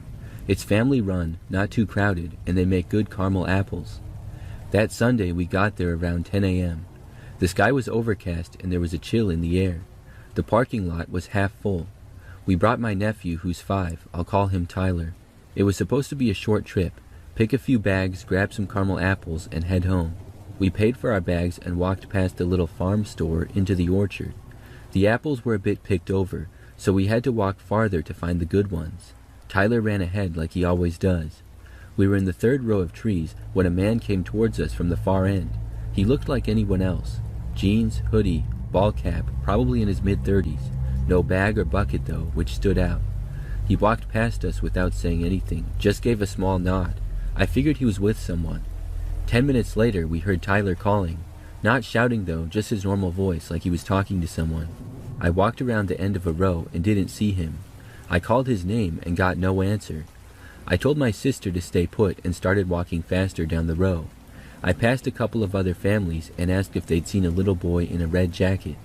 One of them said they saw him go towards the back of the orchard. That's when I started to panic. The rows get more spread out in the back, and there's a small clearing near the edge of the woods. There's no fence there. The property just sort of fades into trees and brush. I found Tyler standing next to the man we'd seen earlier. The guy was crouched down, holding something out to him. It looked like a toy.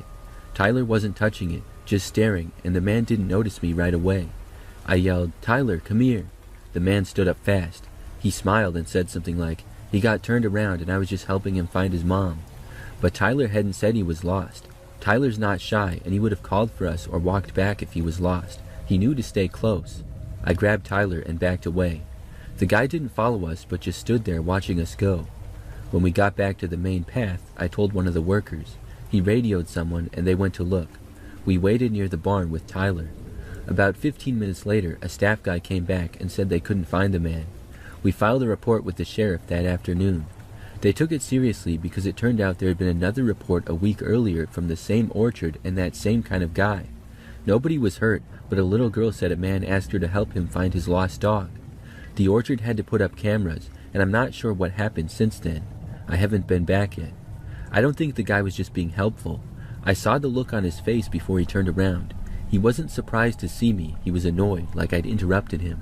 It made me realize how easy a kidnapping at an orchard could be though, with all the trees and a lot of space between people. I'm more aware of the areas I bring my nephew to now.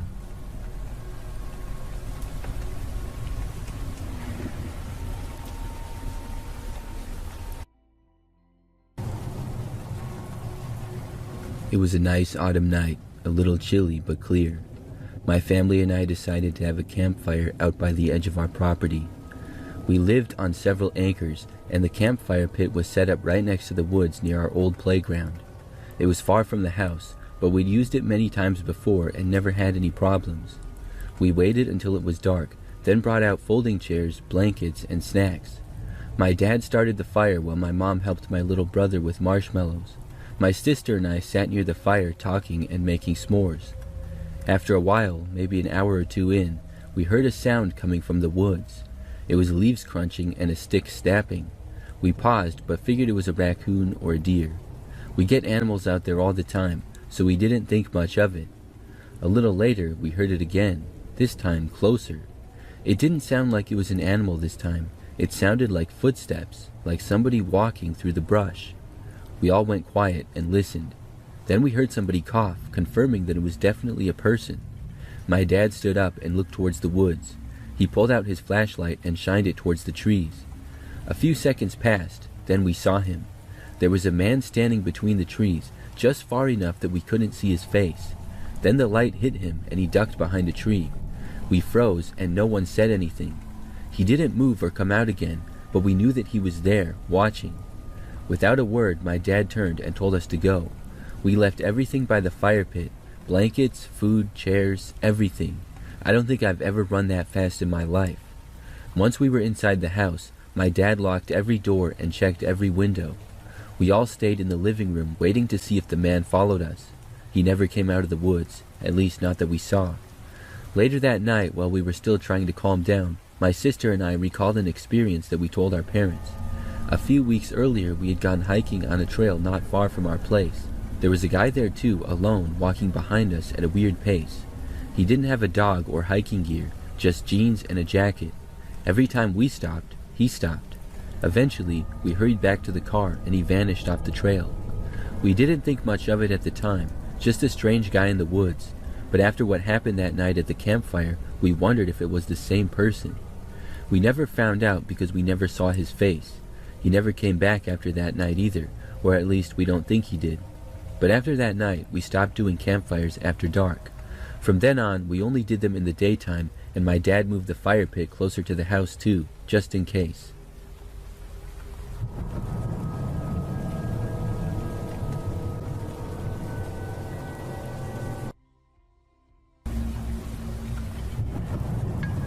It was Halloween night 2022.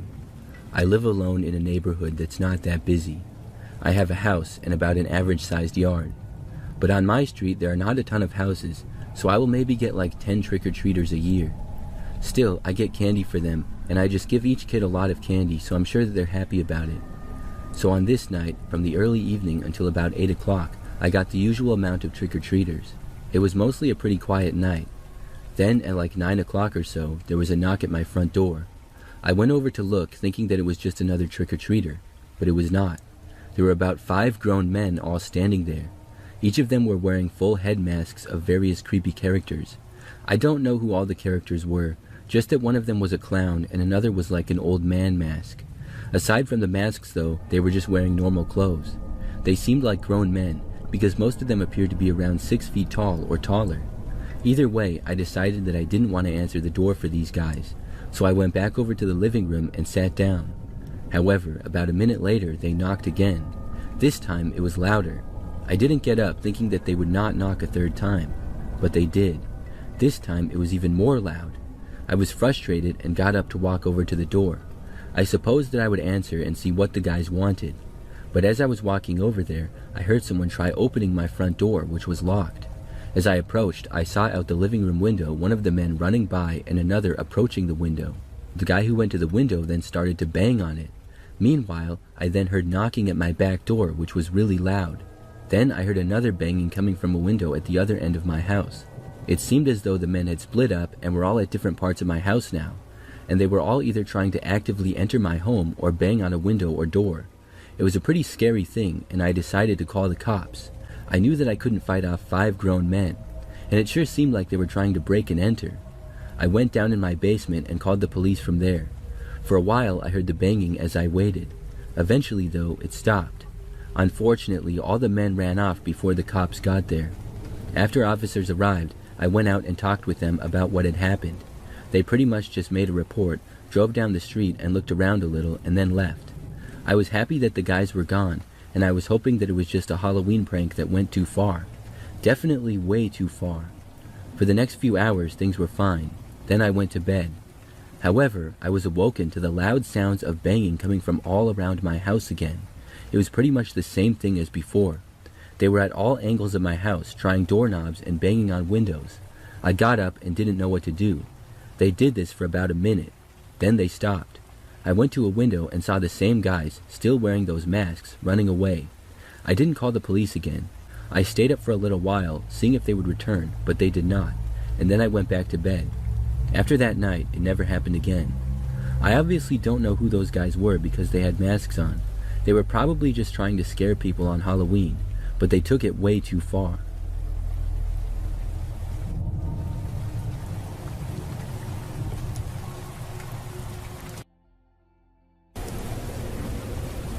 I know this might sound crazy, but this happened a few weeks ago. I still don't really know what to think. Me, my mom, and dad woke up and came downstairs at around the same time one morning like we usually do on weekends. Everything seemed normal. Then my dad stopped at the kitchen counter and said, "Whose phone is this?" There was a phone sitting right there. None of us had ever seen it before.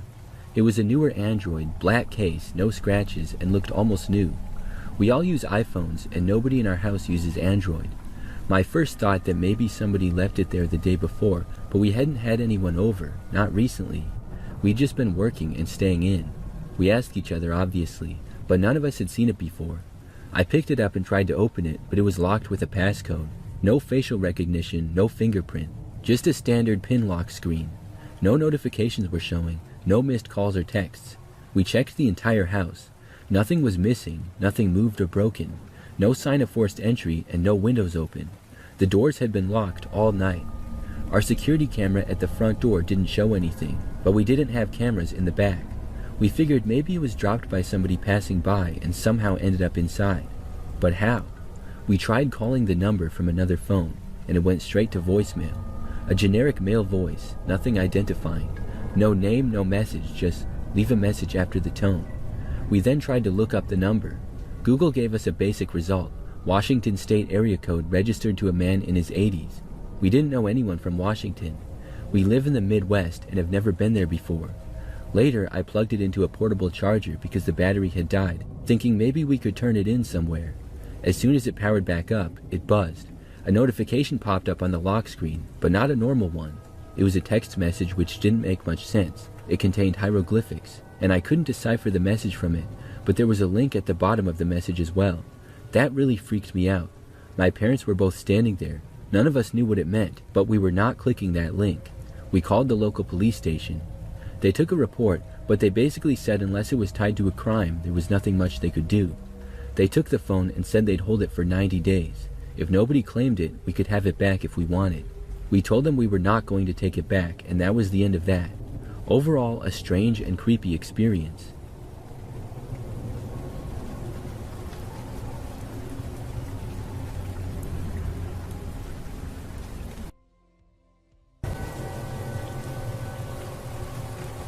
This happened back when I was in 7th grade, and I was trick-or-treating with one of my friends in his neighborhood. His neighborhood is divided up into 3 parts. The first part is what I used to call the normal part. This part is just like every other regular neighborhood. The houses are close together without long walking distances in between.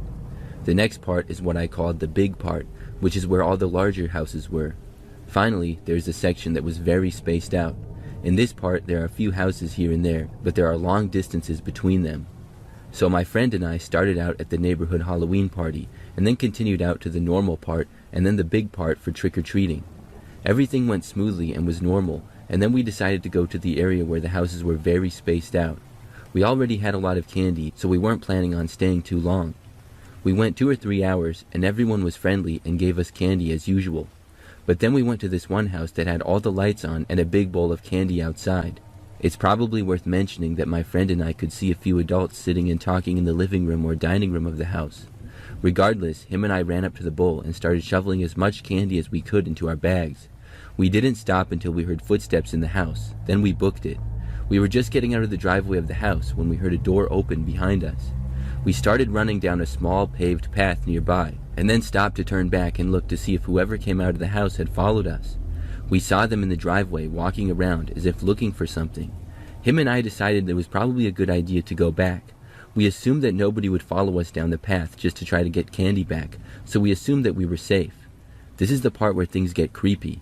As we were walking down the path, my friend and I would occasionally turn around and joke, "Oh, look at that, it must be the person from the house." We would run for a few seconds until we got tired of the joke. However, there was one point when my friend turned around and then stopped. I stopped him, wondering why we stopped and what he was looking at. "Look over there," he said. He pointed back from where we came, a little off the path. We could see a human figure moving in the darkness on the side of the path, following us at a distance. The most reasonable explanation was that it was somebody from the house that we took the candy from, still following, but we weren't sure. Either way, we wanted to lose them and not have them find out where we lived. Without warning, both of us took off at the same time and ran all the way back to the Halloween party that we came from. I don't think it was the person whose candy bowl we robbed, because I don't know anyone who would react that way to a couple of kids taking too many pieces of candy, but whoever was there was trying to be very sneaky and follow us without us being aware of them.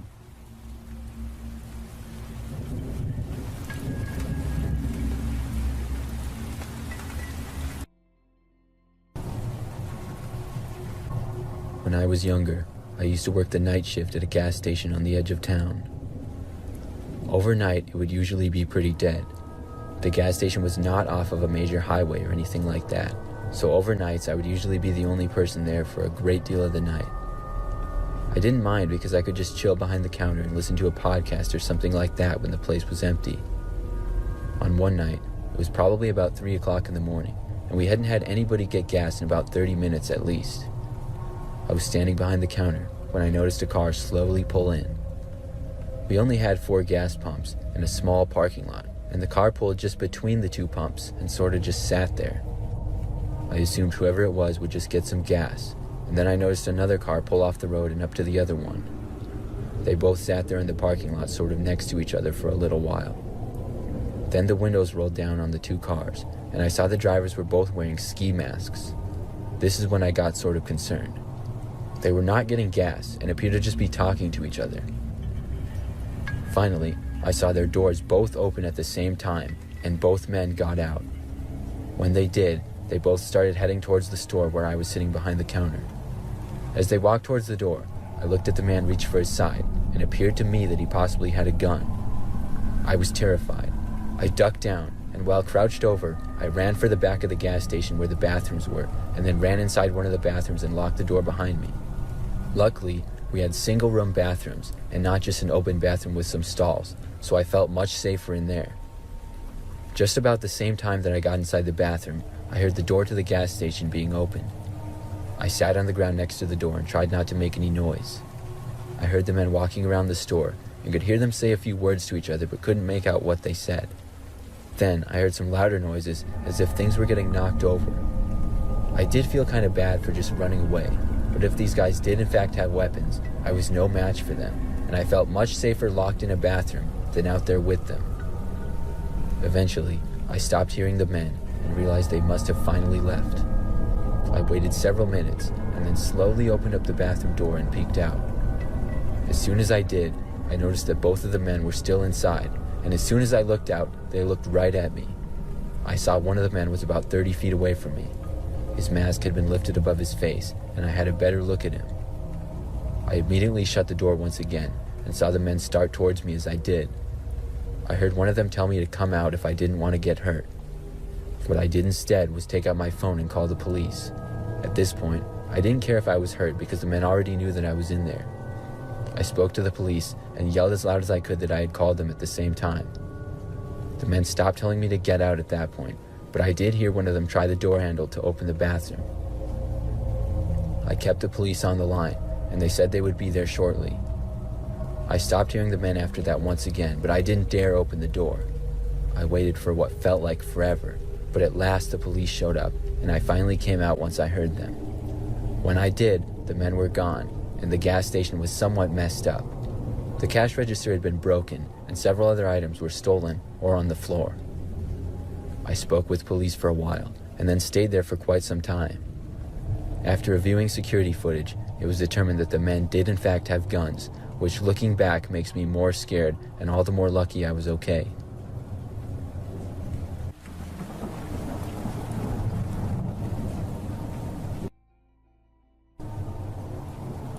It was just after 9 p.m. on a Thursday. My wife and I had finished dinner and were cleaning up the kitchen. Our house sits at the edge of a long stretch of farmland, nothing but open fields for miles behind us. In front is a double highway, and on the other side of that is a main road into town with a few fast food places, a gas station, and some strip malls. That's about it. We were just about to settle in for the night when someone knocked on the door. I peeked through the side window. There was a man standing there with his hoodie up. He looked like he was in his 30s maybe, and I didn't recognize him. We don't get visitors here. No one comes down our road unless they're lost or have a reason. I opened the door halfway but kept the screen shut. He said, "Hey, sorry to bother you. I lost my phone. I was at the gas station and used Find My iPhone, and it says that it's here, like right around the back corner of your house." I didn't respond right away. I was trying to understand what he was saying. He went on, "I think maybe somebody took it and dumped it, or maybe it's still tracking weird, but it says it's right around here." Now, here's the thing. The gas station he was talking about is across the highway and at least a 10-minute walk. No sidewalk, just ditches and brush. There's no reason his phone would be anywhere near our place. I told him that I hadn't seen a phone and I was pretty sure it wasn't here. He kept looking past me towards the side of the house. He asked again, "Mind if I just check around the back quick?" I said no. I told him I'd look around myself, and if we saw anything, I'd leave it on the front porch. He stood there a second too long. He looked like he wanted to argue, but then he said, "All right, man, thanks," and then walked off. I watched him go. He didn't walk towards the gas station. He went towards the field next to our house. There's nothing out there but open land and a small tree line. I waited until he was out of sight, then locked everything up. I checked the back with a flashlight. No phone, nothing. My wife was nervous, and I was trying not to be. About 20 minutes later, I heard movement. No footsteps, but like something brushing the side of the house. I turned off the lights and looked out the back window. Nothing at first. Then I saw it. A shadow crouched low near the back corner, right where he said his phone was. I didn't open the door. I called the sheriff's office. A deputy showed up first, maybe 10 minutes later. When he pulled into the driveway, the guy bolted from the back and ran off into the field. The deputy chased him a bit, but lost him in the dark. They brought out another unit to sweep the area and didn't find him. What got me was this. There was no phone ping. They checked with dispatch, no missing phone report, no pings registered in the area. Whatever that guy was doing, he wasn't looking for a phone. I still think about it sometimes. What in the world was he doing? And if I'd opened the door wider, would he have tried something? We put cameras up after that, and motion lights too. No one's come knocking since.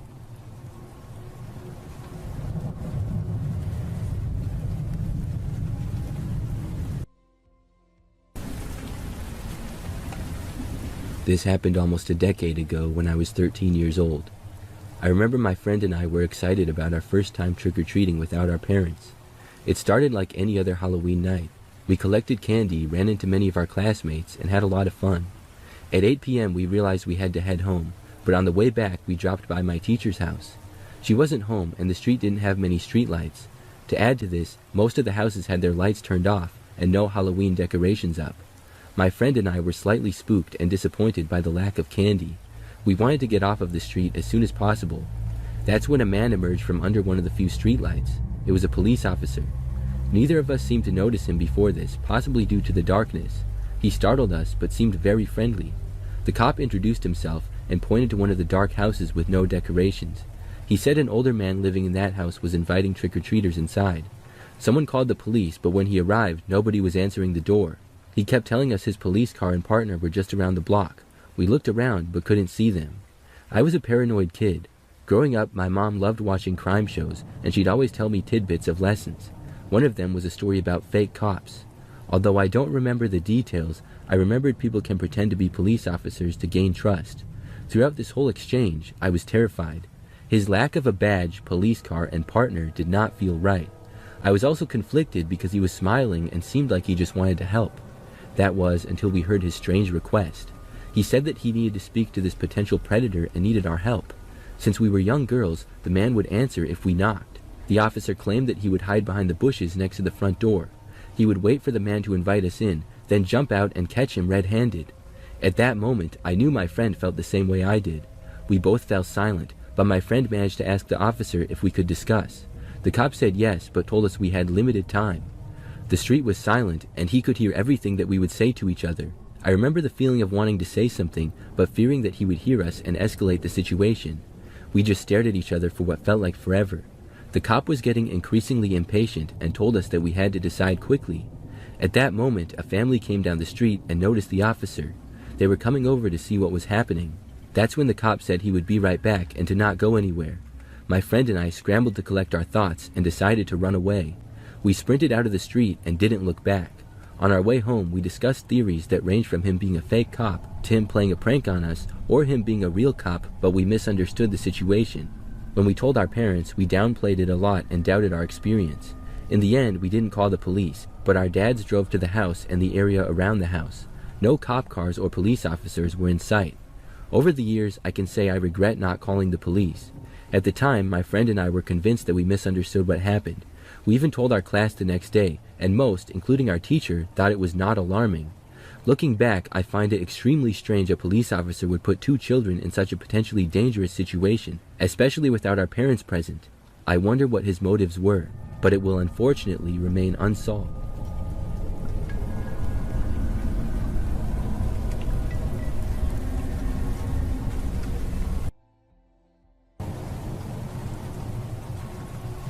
I used to go to Starbucks all the time. I would say at least 2 or 3 times a week I would stop at Starbucks for coffee on my way to work.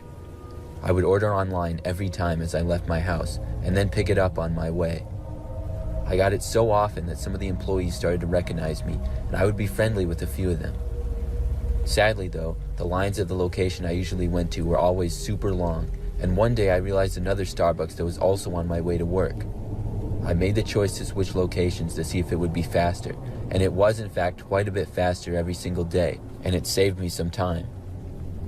After I would say about a couple of weeks of going to the new location, one day I forgot to place my order online.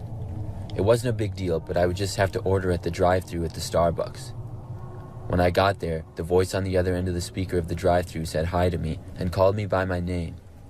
This surprised me because I had only been to that location 3 or 4 times at that point, and it wasn't a daily basis or anything. I also didn't recognize the voice as it was a man's voice, and all the people I knew from the previous location were females. I pulled up to the next window after I ordered, and a man with a headset came to the window. I paid and he handed me my coffee and smiled. He once again said my name and told me to have a nice day, then he winked at me. The man was rather tall and had sort of long dark hair with a slight beard. I have to say I had never seen him before, but beyond that I really didn't think anything of it. It wasn't until every single time that I would go to Starbucks after that, he would be working and would always be the one to hand me my order. Each time he would wink at me or have an almost creepy grin on his face. None of this really bothered me though, but it did feel a little bit strange. Then I stopped seeing the man.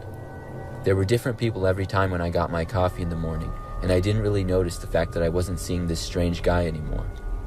One of the times I went inside to pick up my coffee and was walking back to my car when suddenly I saw the man again.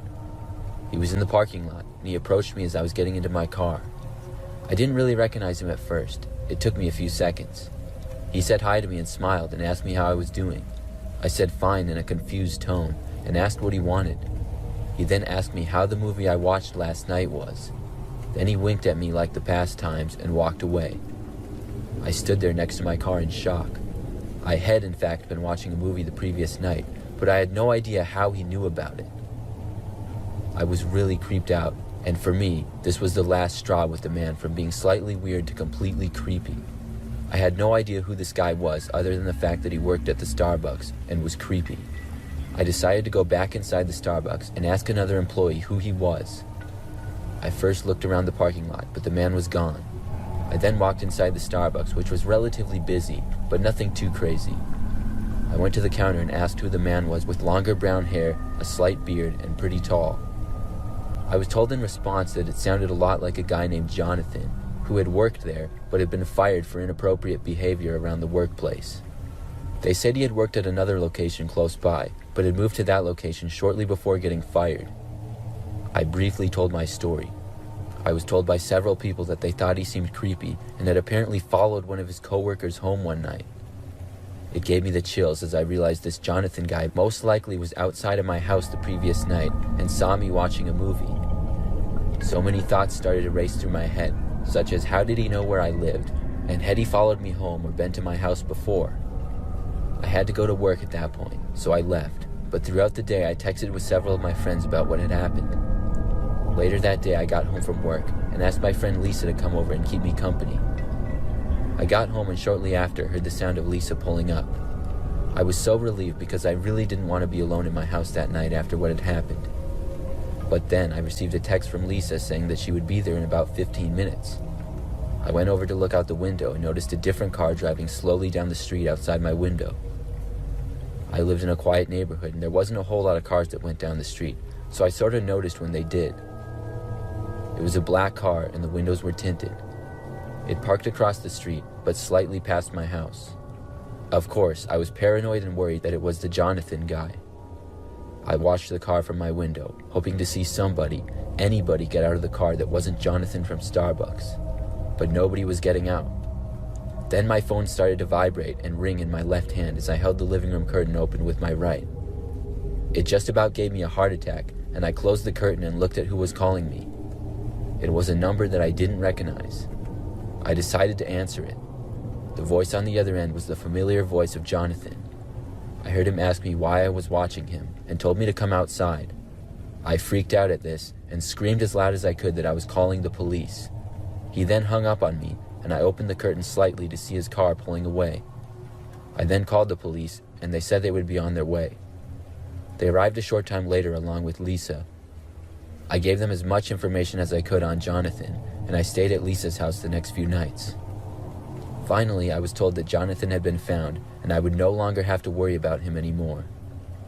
He had worked at the first Starbucks I had been to almost every day, and apparently asked to transfer when he realized I had gone to another one. I just wonder how long he knew where I lived, or how many times he had been to my house without me noticing.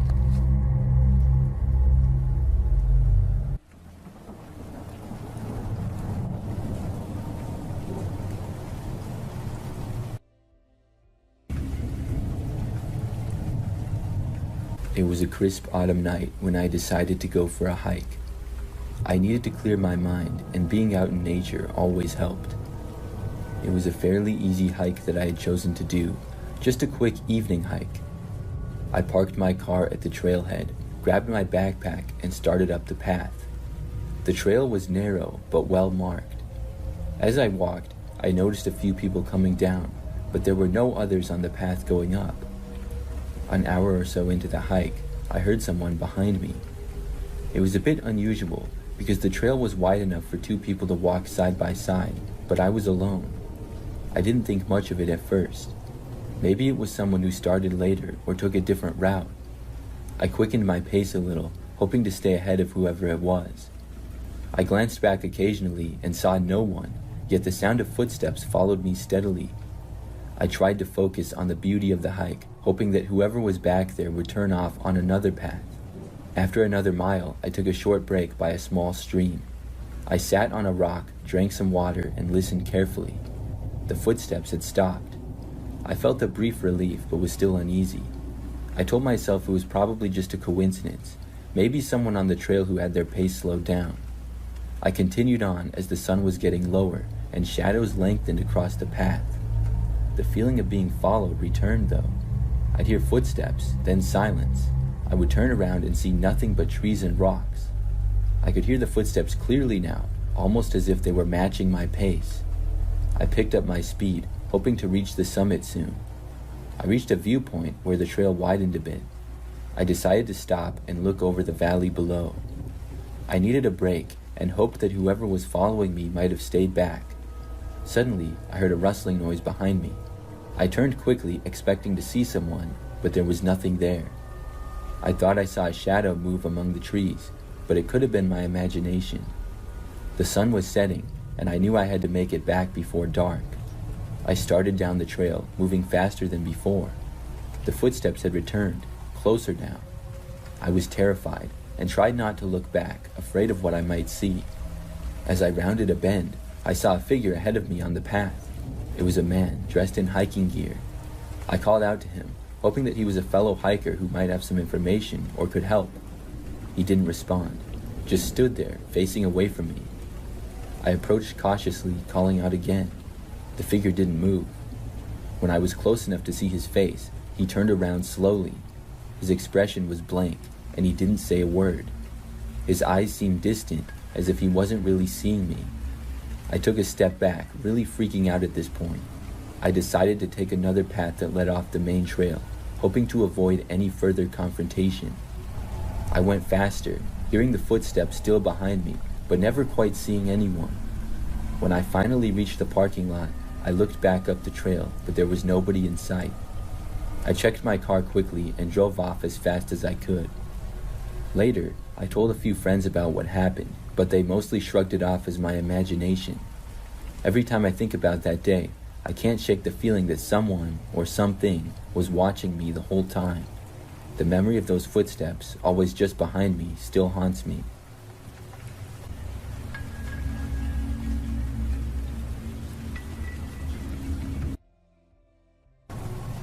A couple of years ago, I rented a small house. I lived alone, and my house had a small front and backyard in a pretty busy neighborhood. I worked not that far away, about a 10-minute drive from my place. One night, I arrived home from work like usual. I went on my phone all the time, and I remember using it after arriving back home. So, as the night went on, I found myself relaxing on the couch and watching TV. This lasted for several hours, and was probably my favorite activity to do on a random night without anything going on. I would just channel surf and watch the shows or movies or whatever that were on. A couple of times I got up to use the bathroom that night or to go to the kitchen, and at one point I went down to the basement to get laundry. When it got late, at about 11 o'clock, I was tired and decided to go to bed and call it a night. I hadn't been on my phone in a few hours. I assumed that it was right next to me on the couch though, which is where it usually would be when I was there. My couch was very comfortable, and I also had a few blankets on it. I looked around though and could not find my phone. I quickly became frustrated. I picked up all the blankets on the couch and shook them. I expected my phone to fall out, but it didn't. This had happened before, but every time before my phone had been there. So I started looking through the couch cushions. I thought that maybe it had fallen between them, but when I looked, I still couldn't find it. I was like 90% sure that I had left my phone on the couch, so I didn't know what was going on. I started to try and remember the last time that I had used my phone. I couldn't remember exactly when, but it was for sure at my house, and probably at around 7 p.m. or so when I was still on the couch. And I hadn't left my house at all the whole night, so I knew it had to be inside. I started walking around the living room, looking on the floor and on the coffee table and everywhere. My place was not that messy, so I was getting more and more confused. Where could it be? I remember I started exclaiming to myself, "Where is my phone?" in disbelief. I hadn't remembered taking my phone with me when I went to the kitchen or basement, but I guess it was possible, so I decided to try to retrace my steps anyways. I mean, it had to be somewhere. So I started looking all around the house, and my place really was not that big. It was just one level and then a basement. There was the living room, a small dining room area, kitchen, bedroom, bathroom, and closet on the first floor. Then an unfinished basement with laundry and another bathroom was downstairs. I first went downstairs and looked around. The phone was not there. Then I went back upstairs. I looked in the kitchen, dining room, and bathroom. Nothing. I hadn't been in my bedroom yet, but I went in anyways, and it wasn't there either. Then I went back out into the living room, confused as can be. When I looked back to the couch, there it was, my phone. It was just sitting there sort of half covered by a blanket, but visible. I felt crazy. Was I really that insane that I somehow had not noticed this before? I knew for a fact that I had looked there. I just picked up my phone, shook my head, and then went into the kitchen to put my cup in the dishwasher before heading to bed. But when I got in the kitchen though, I noticed something. The back door to the house was unlocked, and it also looked like it wasn't closed all the way. Like it was mostly closed, but you had to really push it to make sure that the door shut completely. When I saw this, my eyes must have got real big. I went over, pushed the door shut, and locked it. I knew that I had the door closed before. I rarely used it. Then the crazy realization hit me. What if somebody had been inside the house with me? What if they had took my phone, and for whatever reason, when they realized I was looking for it, they put it back? Maybe when I was in the basement, they returned it. It sounds crazy, but I knew the door had been closed all the way before, and how else do you explain it? I looked through my entire house, and nobody was inside, so at that point, I went to bed. I don't live in that house anymore, but the experience still makes me wonder. I never saw or heard anyone, and why would they take my phone and then give it back? Maybe they could not unlock it with my password. Maybe they thought I would find them. I don't know, I'm just guessing. But where were they hiding? My bedroom or the closet possibly. I know it might still sound crazy, but I know I searched everywhere that night.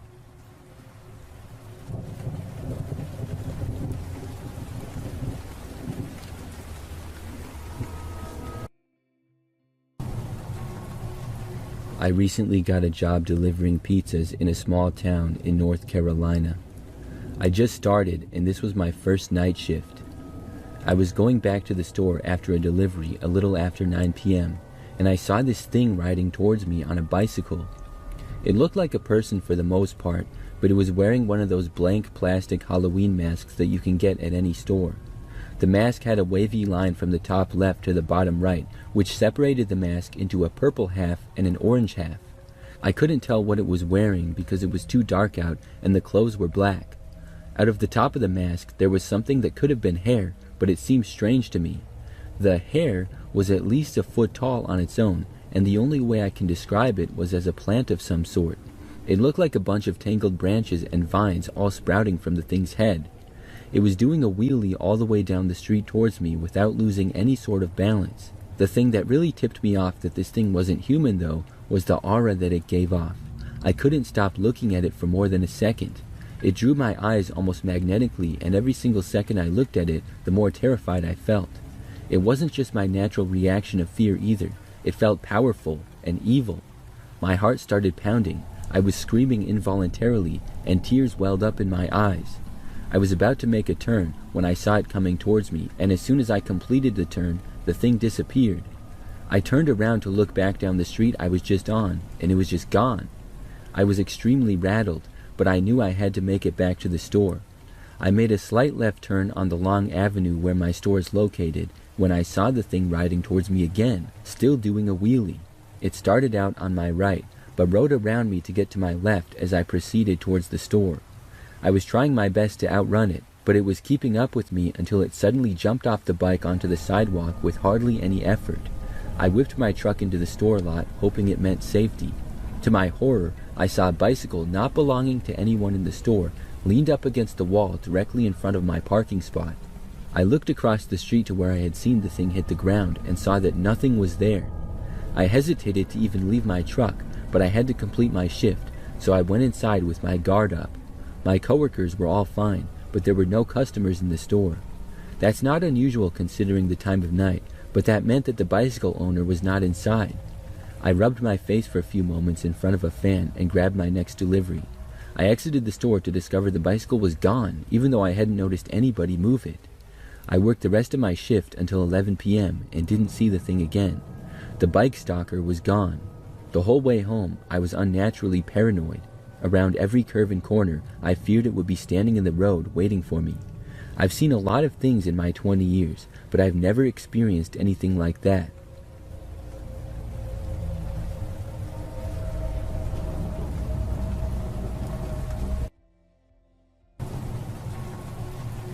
This happened when I was a kid, about 10 years old or so.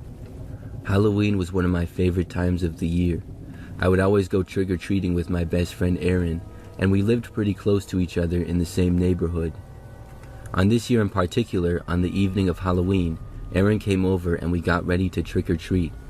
I can't remember what our costumes were, but we set out and first hit all the houses on our street. We lived in a large neighborhood, but our street was really small.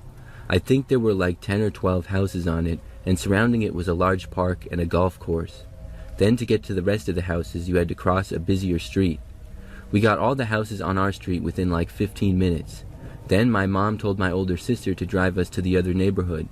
We obviously wanted to go there so that we could get more candy. And one spot in particular had nice houses that were really large, and so the owners gave out way more stuff. My sister was 16 or 17 at the time, so she could drive, and we got in the old minivan that she drove to school. She drove Aaron and I to the nice neighborhood, and we began going to all the houses. Our plan was to just go to as many houses as possible until it got too late. We each had a pillowcase for our candy, and we ended up getting a ton. My sister would drop us off at the street, and then she would drive to the end of it and just park. Once we got to her, she would drive us to the next one. This routine went on for a few hours. Eventually, it was getting late. Aaron and I were planning on calling it pretty soon. We got to this one street, and as we were approaching the end, I remember seeing this guy. We were walking up the front yard to one house to go trick-or-treating there, and I glanced over a few houses down for whatever reason. These were houses that we hadn't been to yet.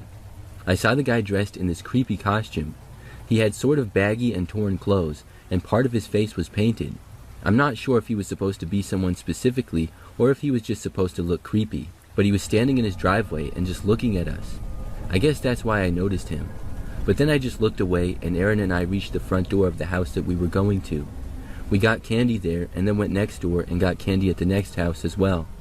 Then we reached the house that I saw the guy in the driveway. He was no longer there, and I assumed that he went inside. We were considering not going to the house, because all the lights appeared to be off. That was usually a sign that nobody was home or that they had gone to bed. But I told Aaron how I saw the guy in the driveway just a couple of minutes earlier, so I knew that he was home and probably still up. I figured that he could give candy to just one last group of trick-or-treaters, so we went up and knocked on the front door. At first, there was nothing, but like 10 or 15 seconds later, I heard somebody walking to the door. Then it opened, and the same guy who I had seen was there. He answered the door, and we both said trick-or-treat, but the guy didn't have any candy with him. He looked really creepy with his costume or whatever it was. He just stared at us for a few seconds. Clearly this guy knew that it was Halloween, so where was the candy? I thought that maybe he had run out. He then told us to come inside. He didn't say anything else other than that. Aaron and I didn't want to. We knew better than to enter a stranger's house. When we just stood there, he once more told us to come in. I said, "No thanks, we'll just take some candy and be on our way." The man said that we would have to enter the house and that there was nothing to be afraid of. I remember looking into his house and considering it. Maybe there was a creepy decoration he wanted us to see or something. But when I looked in the house, I saw no Halloween decorations at all. It just looked like a sort of cluttered and messy house, and all the lights were off. I said, "We'll just go then." Aaron and I started to back away to leave. The man told us again to come inside, this time more demanding. By now, we both really got creeped out. We turned around and started walking quickly away. That's when I heard the man start to leave his house. Then we both just took off running. We sprinted through his front yard and into the street. As we were running, I heard the man going into his yard and running after us. I figured that it was a joke and that the guy was just trying to scare us. But I didn't know for sure, and it was still really weird, and I didn't want him to catch up to us. So we kept running and made it back to the street. When we were running down the street to my sister's van, we heard the guy stop. He seemed to not leave his yard, which made us feel better. However, we kept running and didn't stop until we reached my sister's car. Thankfully, it was not that far away and just around the corner. We got inside, and when we were back in the car, we told my sister all about it. She said that it was a good idea that we didn't go in the guy's house and that he sounded like a creep. Then we said that we were done for the night and she could go back home. So my sister pulled a U-turn and began to drive back. This meant that we were going to drive by that guy's house again. I remember that as she drove past, we all looked in the direction.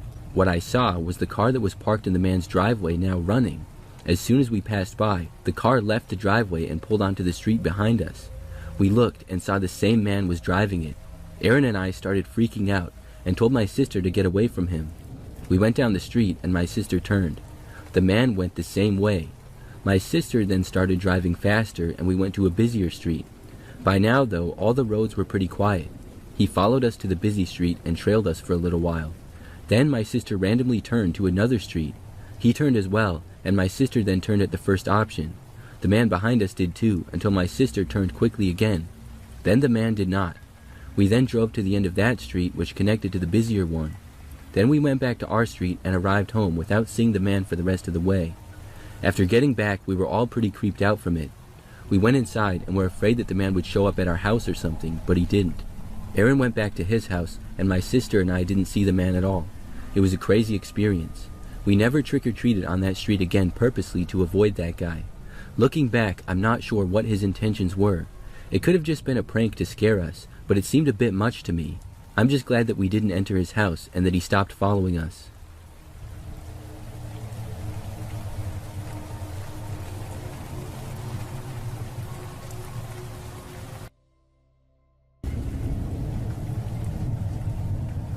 This story takes place in the fall of 2016, right in the heat of the whole killer clown thing that was going on for a while.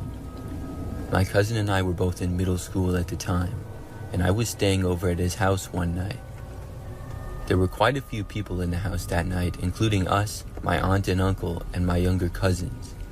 It will be easier to understand the story by explaining the layout of the house and yard first. They lived in a rather large double-wide trailer that they bought that was positioned on a flattened part of a hill. Their driveway is a rather steep gravel slope that connected to the road at the bottom of the hill. Behind the house and up the hill was nothing but woods. My cousin and I were the only ones still awake this night, watching TV in the living room. We kept hearing noises in the woods behind the house. We could see into the woods from the window in the living room where we were sitting, but we didn't pay much attention to the noises since it was kind of windy. Plus, my uncle had lots of motion lights outside the house. The motion lights were positioned in the back facing the woods, the side door close to the driveway on the opposite side of the house, and on the porch that overlooked the front yard and the road. Because of all the motion lights, we weren't too worried about anyone or anything being outside, since anything out there would trigger the lights. We had heard lots of stories and watched lots of YouTube videos about the whole killer clown thing that was popular at the time. Personally, I didn't think that it was real. I thought it was just prank videos.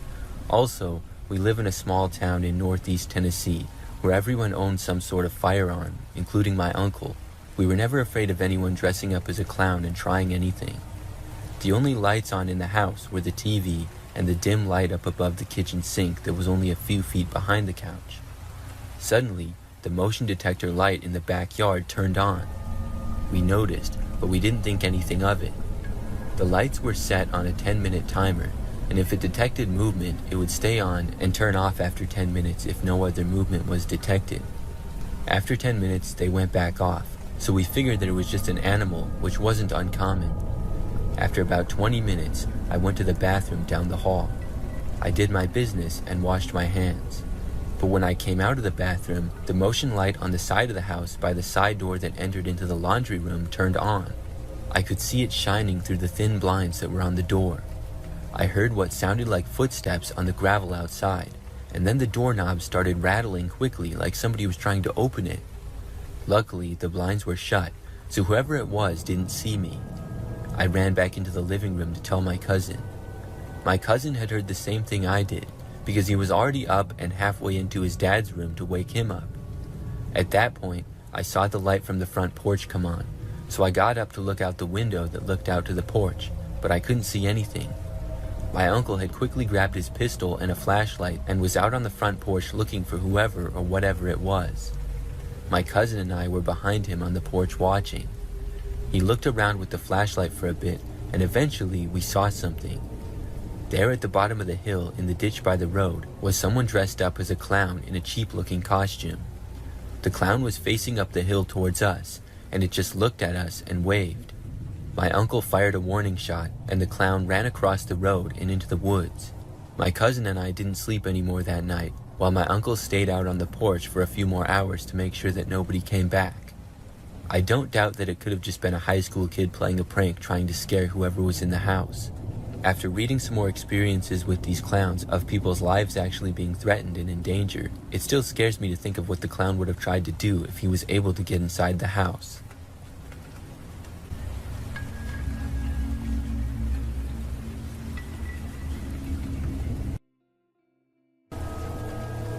About 5 years ago, I worked in an office building in the city. I lived in an apartment building pretty close by, and so I would walk to and from work every day. This was good for me because the walk would be easier in my opinion than driving. Parking in the city can be difficult, and my office did have a garage, but you had to pay for the spot, which was stupid.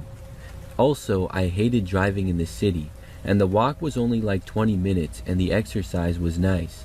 So I would have the routine of making the walk every day. The city was usually pretty busy, with lots of people on the sidewalks and cars on the street. It was also common for me to stop along the trip to get coffee or sometimes some food on the way back. One time I arrived back home from work to my apartment only to realize that I did not have my phone. I wasn't sure exactly where it was. The possibilities were that I had lost it on the walk home or that I had forgotten it at work. I was hoping that it was the latter. For the rest of that night, I just went without my phone. I knew there was nothing I could really do. If I had lost my phone walking, then I was pretty much screwed, because somebody would have surely picked it up. So the next morning, I got to work hoping that my phone would still be at my office desk. Unfortunately, it wasn't. I was very disappointed. So I logged onto my work computer and was wondering if I needed to buy a new phone that day after work. But when I logged onto my email, I saw something. There was an email from this woman named Emily who I did not know. I clicked on it and her email had her picture and she said that she had found my phone. In her email, she said that she found the phone on the ground and that she had it with her and wanted to give it back to me. I was really happy to hear that. Emily said that she worked that day and was busy, but I could come over that night to her house and pick up the phone. I responded to her email and said that I could come by that night. We emailed back and forth a little bit and arranged for me to pick up the phone at 8 p.m. and she gave me her address. So after work, I went back home and then later on drove to the house. I had to write down the directions to get there because I did not have my phone, of course. But when I finally arrived, I realized that I was not in the best of neighborhoods. It looked kind of sketchy, but whatever. I figured it wasn't that big of a deal. So I got out of my car and I walked up to the house. It was a smaller, old-looking 2-story house. It looked similar to most of the places in the neighborhood. After I walked up to the door, I knocked on it. I was right on time as to when I was supposed to arrive. I looked around though, and none of the lights appeared to be on inside the house. This confused me a little, but overall, I didn't give it that much thought. After about a minute, I finally heard somebody approaching the door from inside. When it opened, I expected to see the woman who had emailed me, but I did not. I saw a man there who was a bigger looking guy with a neck beard and was balding. He invited me to come inside the house. I said that maybe I had the wrong address and I was there to pick up my cell phone. I added that a woman named Emily had emailed me. The guy said that Emily was his wife and she was inside and I could come in. Feeling better, I entered the house and went inside. It seemed like most of the lights inside were off for some reason. There were just a few dimly lit lamps around here and there. Overall, the house was not very nice. It was messy and cluttered inside. The man led me into the kitchen where all the lights were off. He told me to have a seat and I sat down at the table. Then he said he would get his wife and let her know that I was there. I said okay and he walked off. I sat there and was confused as to what was going on.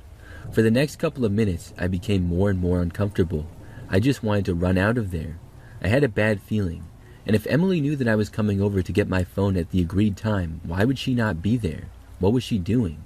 I would have hoped that I didn't even have to come in the house and she could just hand me the phone and I could be on my way. After sitting in the decrepit kitchen for like 5 minutes with no signs of Emily, I thought about getting up to investigate. But that's when I heard footsteps coming back towards me. The man with the neck beard was back. He told me that Emily was actually in the basement and I would have to go down there to get my phone. Then the man simply just walked away out of the room. I wasn't able to ask him why because he walked off so fast, but this was seeming way too sketchy. I got up and instead of looking around for the basement, I just left. I mean, why would I be forced to go down into the basement of this sketchy old house? Was Emily so important that she couldn't simply just give me the phone? Or the more important question, did Emily even exist? I walked to the front door and left. Then I ran for my car and drove back home. The next day at work, I emailed Emily again. I told her what had happened and said that it seemed really sketchy. I told her that I really needed my phone though and asked if she could please meet me at a public location. I even offered to pay. I said, if this is an inconvenience to you, I will pay you. She never responded. I ended up going to the Verizon store after work and got a new cell phone. I'm glad I didn't go down into the basement of that house. I think that the guy with the neckbeard is the one who found my phone. He probably created the fake Emily account That's why he never responded to my last email. What I am curious about is how he got my email. If he was somehow able to get into my phone, it all makes sense, but I had it locked and my password was pretty secure. Either way, I'm glad that I did not stay in that creepy house any longer.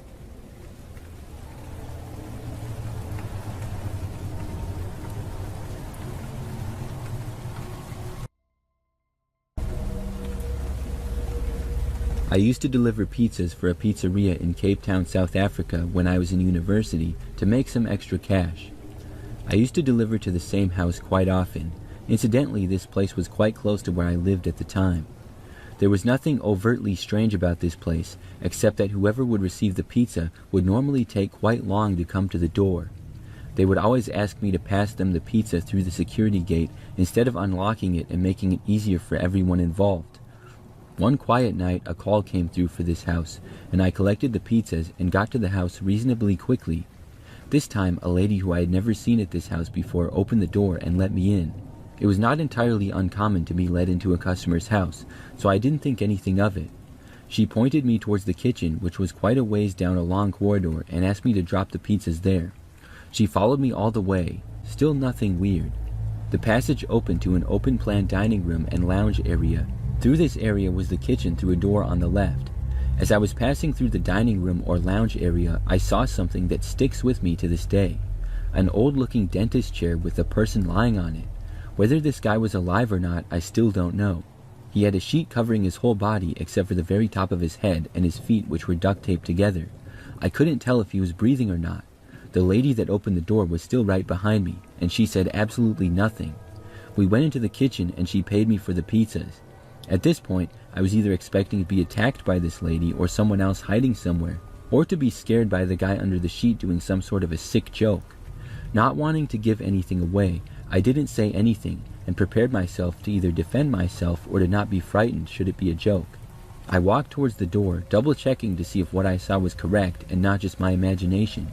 The lady, still behind me all the way, closed the door behind me as I left and said nothing. To this day, I still have no idea what was happening in that house. It could have been some joke, but I really don't think it was. The presence of a dentist chair still makes no sense, and I didn't see anything else that would suggest the residents of the house collected weird paraphernalia. I drive past that house quite often and still wonder if I was in any danger. Looking back, I wish I would have called the police. It was dumb that I didn't. I guess I was just scared or played it off as I was misinterpreting it.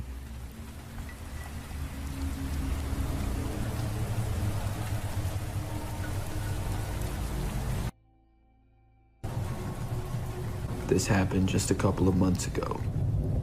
I was on Facebook on my phone one night, as I would be on almost a daily basis.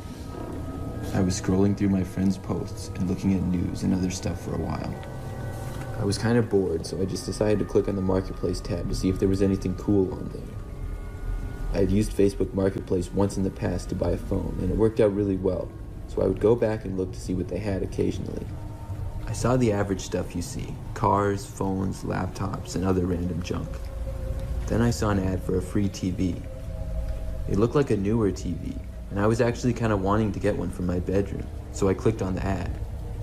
I was wanting to see if the TV was broken or had a problem with it, and that's why it was free, or if it was good and working. When I clicked on it, I saw that it was a 50-inch TV. The pictures showed that it was standing on the floor of a carpeted room, and they had one of the TV on, showing that it worked. The post was made by a woman named Barbara, and she said she was moving out and didn't need the TV anymore, but it worked just fine.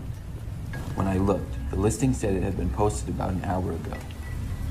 I responded to the post asking if the TV was still available, and if so, I could pick it up at the earliest convenience. I got a message back from the owner about 10 minutes later. Barbara said that yes, it was, and if I wanted the TV, I could come and pick it up the next evening. We agreed on 8 p.m., and it was set. I was really excited to get the TV, because I knew it was most likely worth hundreds of dollars, and I had been thinking of buying one soon. The next afternoon, I messaged Barbara to confirm, and she told me just to let her know when I was there, and she would let me in. I went to work that day. When I got off, I went home for a while before leaving for Barbara's. She had given me her address earlier in the day, and she seemed like a very friendly person. I put the address into my phone and followed the instructions on getting there. It wasn't too far away, maybe 10 or 15 minutes. When I got to the neighborhood, it seemed pretty average, a little bit farther out from the city, and the houses seemed to have a little more land. I then turned onto a road which had a sign that said dead end. I kept driving, and when I got to the end of the street, it led to a single skinny driveway, which according to my directions was Barbara's house. The long skinny driveway led right up to a detached garage with an old-looking pickup truck parked in front of it. I decided to drive into the driveway because I didn't want to carry the TV that long of a ways to my vehicle, and I thought it would be easier. Once I parked, I messaged Barbara telling her that I was there. She responded almost immediately, saying that I could come right on in and the TV was on the floor in the living room. I got out and walked up to the front door. It was dark out by now, and as I approached the door, I noticed that all the lights in the house appeared to be off. It seemed a little strange, but I got to the front door and slowly opened it. It was unlocked, and when I got inside, I couldn't really see anything. I looked around on the wall for a light switch, and had to turn on the flashlight on my phone after I couldn't find one within a few seconds. Finally, I found one and I turned it on. A very dim light in the corner of the room appeared. I could see that it was an old living room with lawn carpet and some furniture. I didn't see a TV at all inside, and I suddenly started to get a bad feeling. I walked a little bit farther into the house. There was a kitchen off the living room which looked pretty average, and then a hallway leading to a back door and another type of living room it appeared. There was also a staircase going upstairs and one going down to the basement. I couldn't find the TV anywhere, and the place was giving me the creeps. I opened up the Facebook app and messaged Barbara again, telling her that I couldn't find the TV and confirming the address with her, asking if it was correct. I waited in the silent house for her response, but I was getting the urge to just leave. Finally, I got a response from Barbara. Barbara said, yes, it's the correct address. And then she said, sorry, I meant the upstairs living area. There's a staircase in the living room you can take. I got suspicious and was wondering why Barbara didn't just come and talk to me, and why she wouldn't have mentioned to go upstairs right away. I walked towards the stairs anyways, though. But as I was about to take my first step up, I heard someone walking to the front door of the house. They were outside and turned around and saw the screen door open up, and the front door to the house, which I had left half open, then swung shut. All I saw was an arm closing it, but not the person. It appeared it was a man's arm, and after the door shut, I heard someone start to come up the stairs from the basement. I walked away from the stairs, and then went to the back of the house. I was really creeped out now, and once I saw the back door, I made a run for it. Just as I was, I heard whoever was coming upstairs from the basement move faster up the stairs. Once I got to the back door, I opened it and went outside. It was tall grass, and I saw many trees and wildflowers. I ran sideways through the backyard until I was in the neighbor's backyard. Then I went through a few more yards.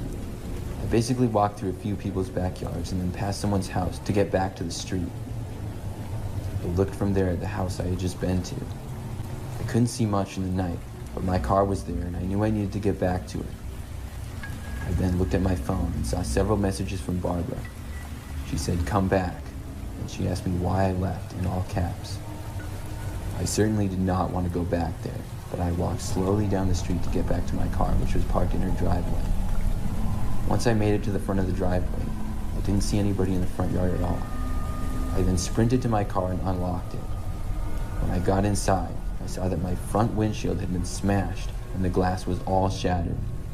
I backed out of the driveway, and as I did, I appeared to see a man looking at me from the front window of the house.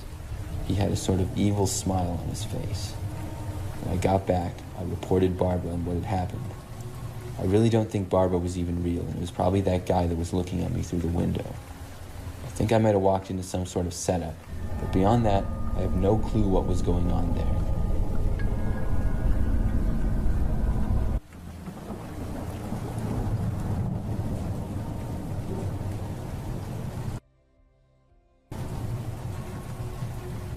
Two years ago, I had a problem with the tires of my car. My car was fairly new and reliable, but over time the tires started to get a ton of wear on them, and I found out that I needed them replaced. One day when I was out, I happened to be shopping at the Walmart near my house. I was in sort of the corner of the store, and I noticed that they had an auto center there. The auto center was at the very far back corner, and I had never really noticed it before. but I decided to give it a look and see how much their tires were and what kinds they had. As I walked into the area, I could see that nobody else was really over there. I walked over to the desk that they had to see if anybody was working there that I could talk to.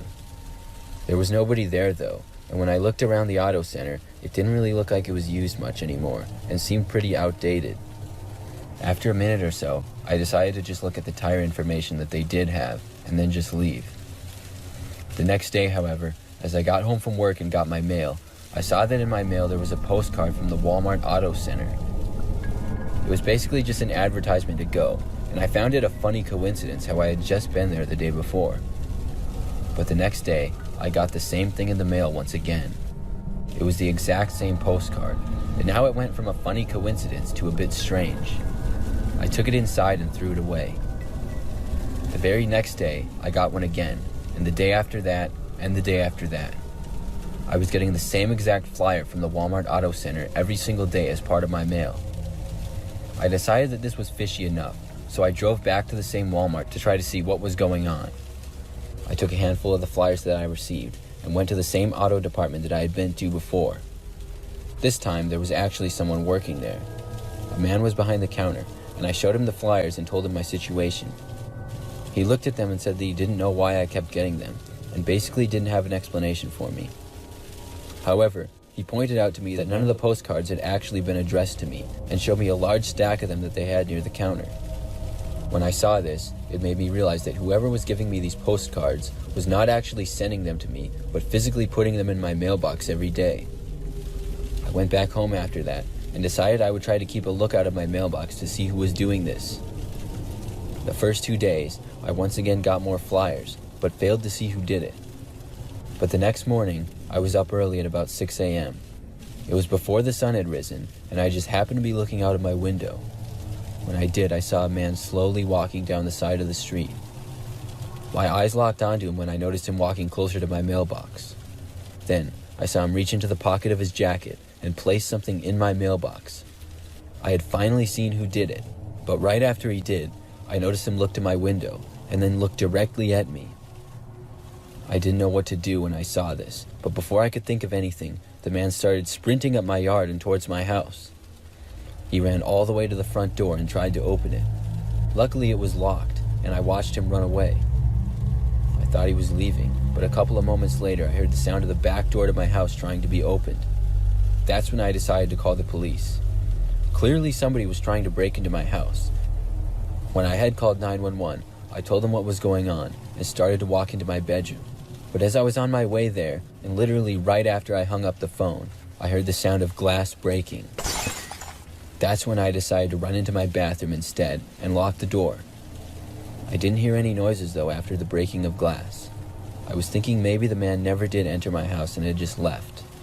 I waited and waited in my bathroom for what felt like forever, not hearing anything and waiting for the police to arrive.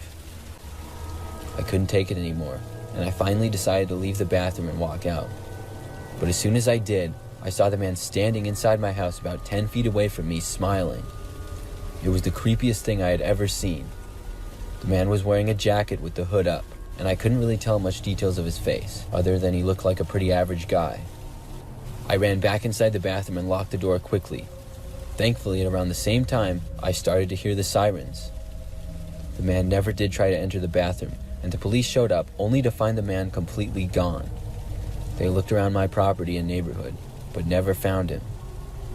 After that, I never got anything else strange in the mail, and I never saw the man again, but sometimes I worry he will return.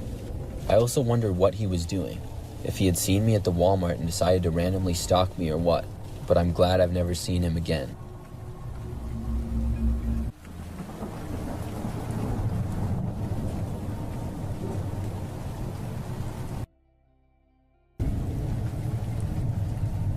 This happened to me in the fall of 2020 during the COVID pandemic.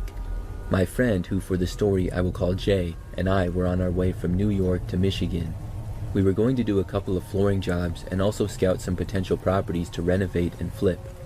We were using his work truck for the trip, which was a Ford F-150.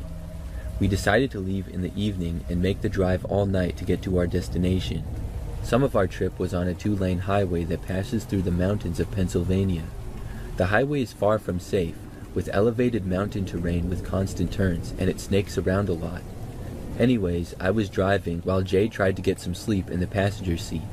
I stopped at a gas station to refuel and ran into the store really quick to get some drinks and snacks for the road.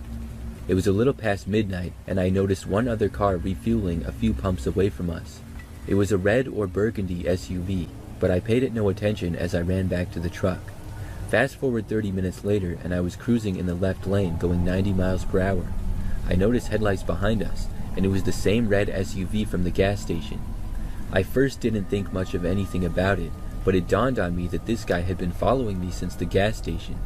I decided to do a quick test to see if I was being tailed or not. Since I was going 90 miles per hour consistently, I slowed down to 70 and waited to see if the red SUV would pass me. The guy in the car also slowed down with me now, and I was on alert of being followed. I woke up Jay and told him of the situation. Jay is an ex-Army Ranger who is a lot more vigilant than me, and also crazier. Immediately he said, "That's the car from the gas station. I noticed the guy was looking at you extra hard when you passed by him." Jay, being who he was, wanted me to do more tests to figure out what was going on. He told me to switch lanes, so I did, and immediately the red SUV did so as well. Jay advised me to pull over to the shoulder of the highway and come to a complete stop, which I did. And once again, this psycho who was following me slowed down and parked behind us. Jay was fairly confident that this man had a firearm on him, because of the fact that he was confident enough to pull up behind us on the side of the highway. I quickly took stock with what we had in the truck that we could use as weapons. We had a hatchet and a machete, and each of us had a folding knife with us, but no firearms. Jay instructed me next to pull out quickly and gas the car back up to 90 miles per hour. I pulled off the shoulder and stayed in the right lane as I pressed down hard on the gas, but the SUV stayed right behind us now. Jay wanted me to brake check the guy so that he would crash into the back of us, then charge the SUV with a machete and a hatchet and hope for the best. That was very hardcore for me, and I told Jay we weren't going to do that. At this point, the man behind us wasn't an active threat yet, but if he tried to ram our truck or shoot us, then it would be a different story. I asked Jay if he could think of any other way that we could get this guy away from us. Jay looked around inside the truck and grabbed a high-powered handheld spotlight. He opened the back window of the truck and tried to get a good look at the guy. He turned on the spotlight, and I guess it shouldn't have been too surprising, but the guy's front windows were heavily tinted, so we couldn't get a look of his face. I had an idea, and I quickly swerved over to the left lane. As I did that, Jay turned on the spotlight again, hoping to see the man through his side windows. I briefly turned my head at the same time that Jay shined the light at the side of the SUV. For like 3 seconds we had him illuminated, and I will never forget the look of this guy. He was tall, at least 6.5 feet, because he was hunched over the steering wheel. If I had to describe what a crazy serial killer would look like, it was this guy. Just crazy hair, crazy eyes, and the most disheveled face I've ever seen. The light and darkness could have made it look worse than it was, but this guy looked very dangerous. Once the man saw that I wasn't alone, and he knew what we looked like, he exited off the highway at a truck stop rest area. To this day, me and Jay get into a debate about whether I should have brake checked the guy or not. He's under the impression that the guy was a serial killer, and that he would just end up finding another victim. I still stand on the side where purposely getting into an accident with a guy like that could go wrong in so many ways, and that it wasn't worth it. However, I agree with Jay that this guy's intentions were evil. Probably robbery at the minimum, kidnapping and murder at the worst. I'm just glad that we never had to find out, and I hope that nobody else has to deal with him alone.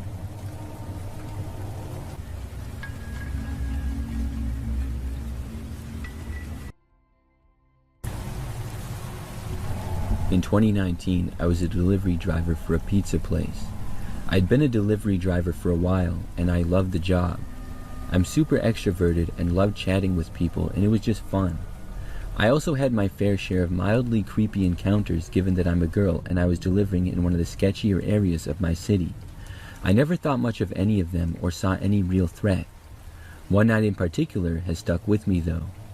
I worked the night shift, so from 4 p.m. to 10 p.m. Around 8 p.m. that night, some guy ordered his food and the delivery was easy enough. His house was kinda creepy.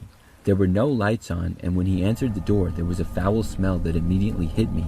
He also didn't say anything.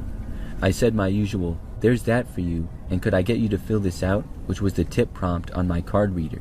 He didn't reply or acknowledge me asking him the question. I didn't think much of it and headed back to the store. Almost exactly when I arrived back, another order popped up to the same house. He had ordered the exact same thing.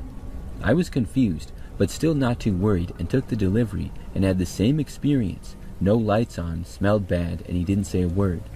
Headed back to the store feeling more uncomfortable again, I still didn't think too much of it. I started to get extremely uncomfortable though when I arrived back to the store and had another identical order up. My manager at the time didn't understand the creepiness of the whole thing and insisted I take it. Despite my reluctance, I took it. This time when the man opened the door, I said, "You can order more than one pizza at a time, you know," as sort of an attempt at humor. He didn't say anything though and closed the door. I was thoroughly creeped out and did a sort of sprint back to my car. When I looked back at the house, I noticed the light was on and saw someone standing in the window. I couldn't make out any features, but I just assumed that it was the man. In the end, I still don't know who it was standing in the window or why. My manager called me from the store before I was even able to start my car to inform me that another identical delivery had popped up, and he directed me to leave as quickly as I could because he was starting to see the danger in the situation. As the call ended, I saw the man running up to my car. I couldn't move for a second because I was in shock.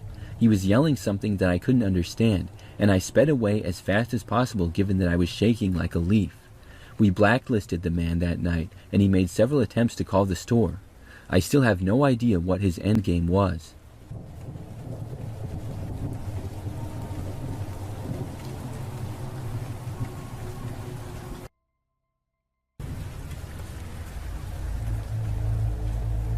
This happened when I was a freshman in high school on Halloween night.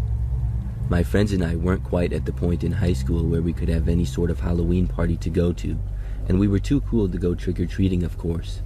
We were a tight-knit group of 5 girls.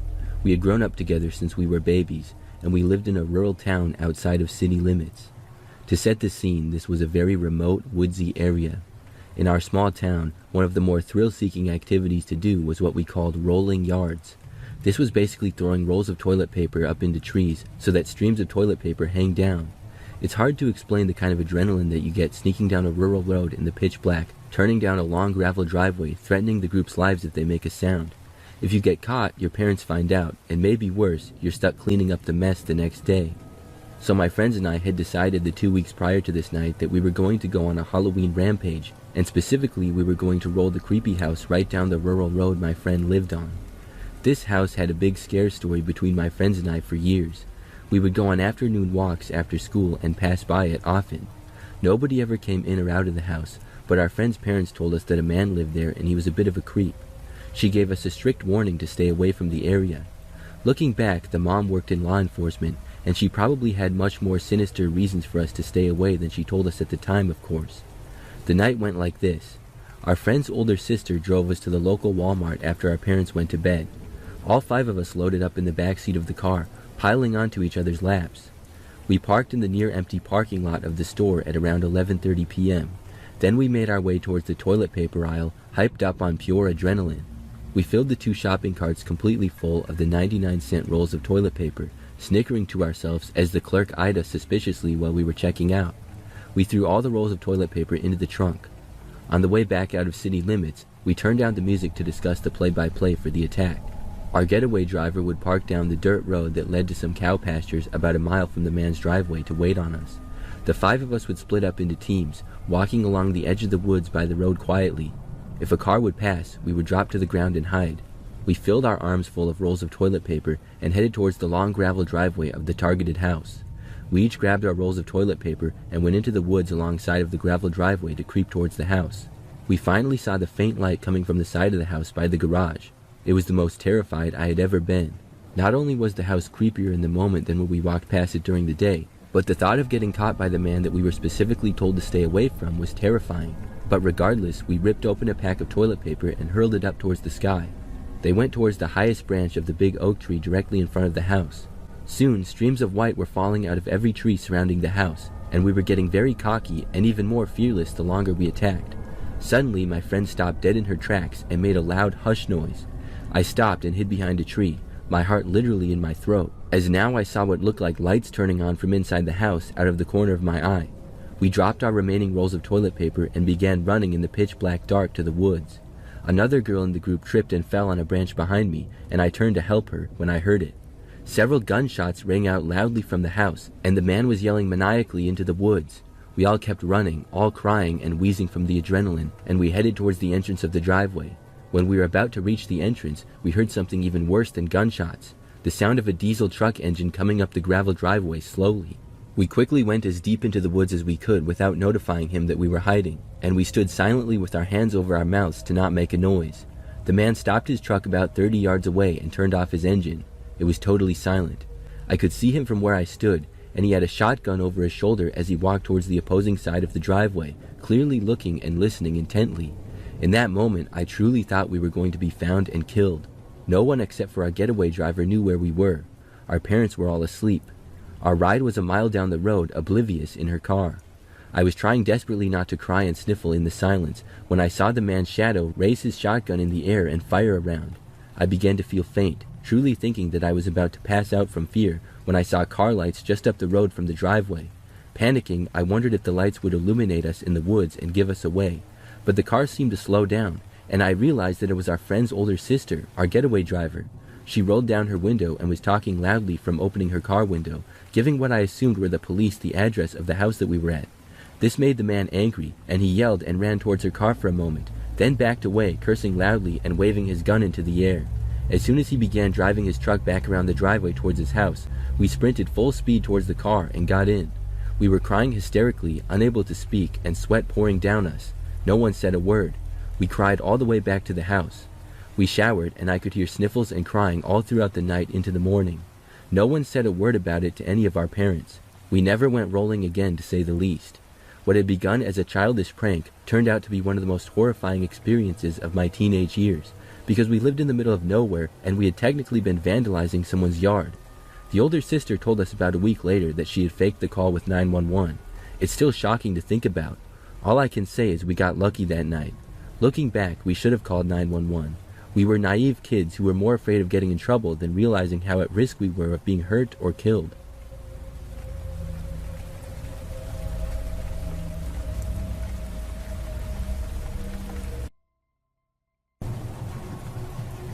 Last summer, my girlfriend and I went camping for a weekend. Camping is not something that we do a lot, but we do like the outdoors, so we were looking forward to it. We went to a little spot near the woods and seemed to be the only ones camping in that area. When we got there, we had a tent to set up, which took a lot longer than I thought it would take. But once it was up, it made for a nice shelter, and it was a good thing we had it too, because on the first night, shortly after the sun set, it started to rain outside. We hurried to get inside the tent, and decided to just go to bed early, seeing as we wouldn't be able to make a campfire or anything like that with it raining. It wasn't like a pouring rain, but it was steady, and there would occasionally be a little crack of thunder off in the distance. The sound of the rain hitting the tent was a nice relaxing sound. My girlfriend fell asleep not too long after, but it was only like 9 p.m., and I wasn't used to going to bed quite that early. I just wasn't tired yet, and I couldn't sleep. I stayed up and watched YouTube videos on my phone for a while. I did, surprisingly, have pretty good service out there, which was nice. I had my headphones in, not to wake my girlfriend, and as I was watching a video, I noticed at the top of my vision past our tent, there was a shadow of someone walking by. I put down my phone and looked up to see the clear shadow of a man on the side of our tent. This was strange. We hadn't seen anyone else near us, and this guy seemed to be within a couple feet of our tent facing us. Plus, it was raining a lot outside, and I didn't know why somebody would be out walking. I watched the man slowly walk around to our tent to the other side of it. I removed one of my earbuds and felt my heart start to pound harder and harder. The man walked around to the side of the tent that was near the woods. He then went right by where I was, and I heard a small scraping as if he was running his hand along the side of the tent. I moved back suddenly when I heard this. The man seemed to notice me, but then walked off into the woods. I heard the leaves and trees rustling, going deeper and deeper away. I was glad the man was now gone, but I was concerned as to who he was and what exactly he was doing. I thought about waking up my girlfriend, but ultimately decided not to. I thought I should try to just lay down and go to sleep, because I thought if I stayed up, I might just get paranoid. But as I was laying there, all of a sudden, I heard more scraping against the tent. This time, it was at the side of the tent where our heads were. I looked up and saw the guy was standing right there. I couldn't see any details because I was just seeing his silhouette on the other side of the tent. I lay there not knowing what to do. If this guy did happen to be dangerous or something, I really didn't have anything to defend myself with. I then thought I could barely hear a man's voice mumble something outside of the tent. I couldn't make out anything he said, though. Eventually, I saw the shadow back away and out of sight. I didn't hear the man go off into the woods again or anything like that, but I no longer saw his shadow or heard anything other than the rain, which was still falling. I laid there looking around for probably an hour and didn't hear or see anything else. Eventually, I was able to fall asleep. The next morning, I woke up early at about 7 a.m. It was light out now, and I looked around. The door to our tent had been unzipped and was partially open. I tapped my girlfriend on the shoulder until she woke up. I asked her if she had left the tent at all during the night, and she told me no. I got really creeped out after that, and left the tent and looked all around. There was nobody in sight, though, and after telling my girlfriend about what had happened the previous night, we decided to cut our camping trip short and just go home that day.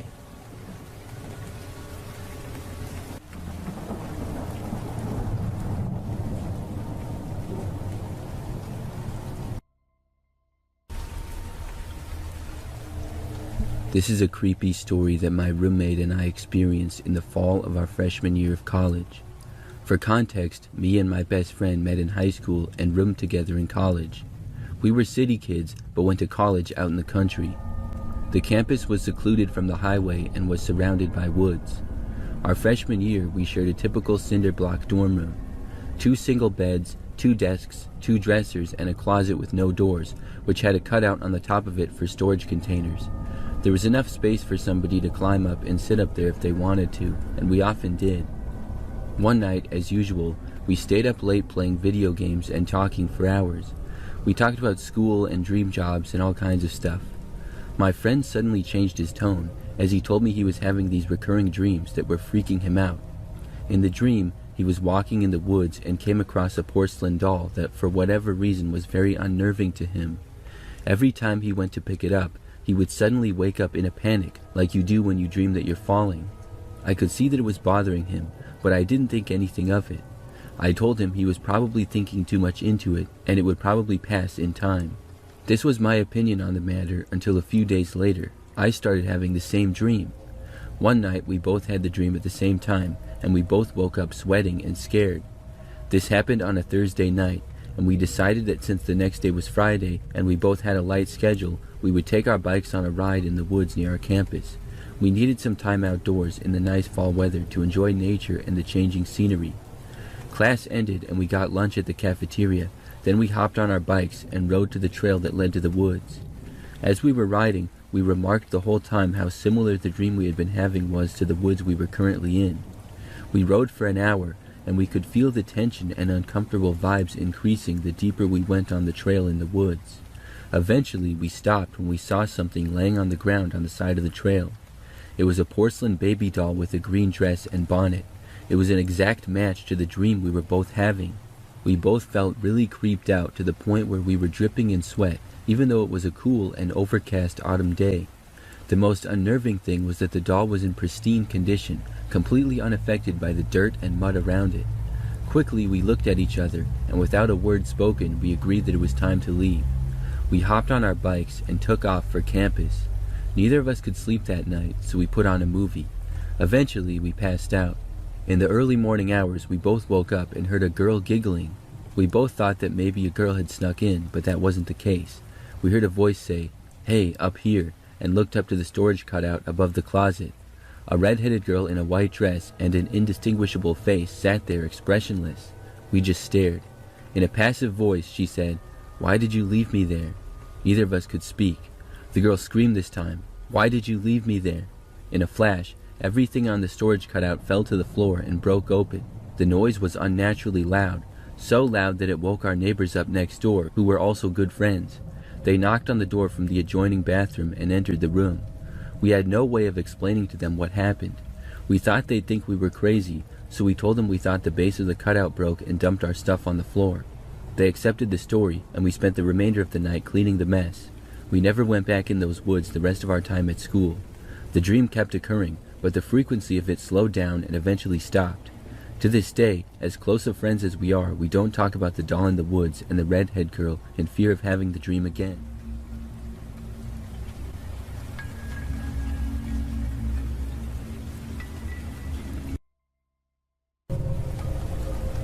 Not too long ago, I got home from work one night and went inside.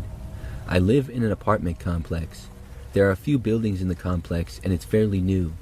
The place has parking garages, but I don't pay extra for a space. Instead, I just park in the outside parking lot that the complex has. There's a lot of spaces, but it still ends up filling up a lot. So I typically park kind of far away, but near the side door from my building. So I just get out of my car, walk along the sidewalk for a short ways, and then enter the side door and go upstairs. The sidewalk goes around the whole complex, and many people walk their dogs on it. So on this night in particular, I had stayed kind of late at work. I got back to the apartment at a little after 11 p.m. By now, it was very quiet and nobody else was outside. I left my car, walked to my building, went inside, and then went up to my apartment on the 3rd floor, only to realize that I didn't have my phone. I looked around but couldn't find it. However, I quickly realized that I probably had just forgotten my phone in my car. Many times it would fall out of my right pocket and onto the seat of my car. The seat and my phone were both a dark color, so I would often forget it. This is something that had happened several times before. So I was slightly annoyed, but really it was not a big deal. I left my apartment and walked back downstairs and out the side door to the parking lot. When I got back to my car, I opened the door to find my phone on the front seat. I breathed a sigh of relief and then picked it up. However, when I turned to walk back to the side door of the apartment building, I now saw that there was a man standing there. He was just kind of hanging out right in front of the door. I didn't know where he had come from, but I started to walk back. However, as I walked on the sidewalk, the man did not move in any direction. He was wearing a hood and sort of pacing around a little bit, but not really going that far in either direction, and his overall appearance and demeanor seemed sketchy. To avoid him, I decided to turn to the left and enter through the front door of the building instead. This was not a big deal, and I was not at the intersection of the sidewalk yet, so it was fine. When I got there, I went to the left instead of going straight and headed for the front door. The guy was still there in about the same spot. I veered left and began walking towards the front door of the apartment building, and as I did, I sort of saw out of the corner of my eye the guy start to walk in my direction. Now, he was a long ways away, but it gave me a bad feeling. So I kept walking, and when I got closer to the front door, I could hear the man walking on the sidewalk behind me. Now I had to make a decision. I could go in the front door and have this man possibly enter right behind me. What if he was a sketchy guy and I didn't want him in the building? I decided not to enter but just walk around to see what would happen. I went past the front door and soon heard the man pass by it as well.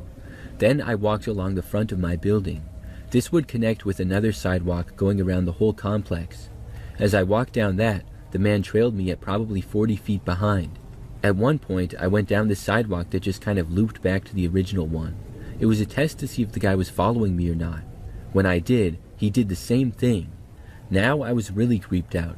I went around the building and was now behind it. There was no door to go inside there from my building because it was actually a different building between and my key wouldn't unlock it. So I kept walking, now going faster. When I made it to the corner, I rounded it quickly. Then I just went for it. I took off running and sprinted a good 50 feet until I figured that the man would be rounding the corner. Then I stopped. I heard him coming around the corner and he was now almost 100 feet back. With this distance, I decided to enter the original side door that I had wanted to go in the first place, as it was now very close by. I went to the door, quickly entered, and got inside. When I did, I looked out to see the man now full-on sprinting towards me. He got to the door as I walked up the stairs, and I heard him trying to open it. He didn't say anything, but he banged on the door a few times. I went upstairs and got back to my apartment. I had never seen the guy before, and I don't think he lived there. I did wonder, though, if he was possibly a resident who just forgot his keys or something. But if that was the case, he used the most sketchy method possible to try to get back in. Why follow someone in the shadows at 11 o'clock at night and try to sneak in? I think he was probably there for no good. Either way, I haven't seen him since.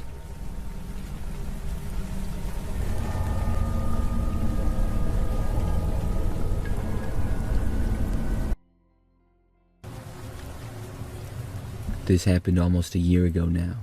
It's something that's still given me PTSD, and I'm currently on anxiety medication for it.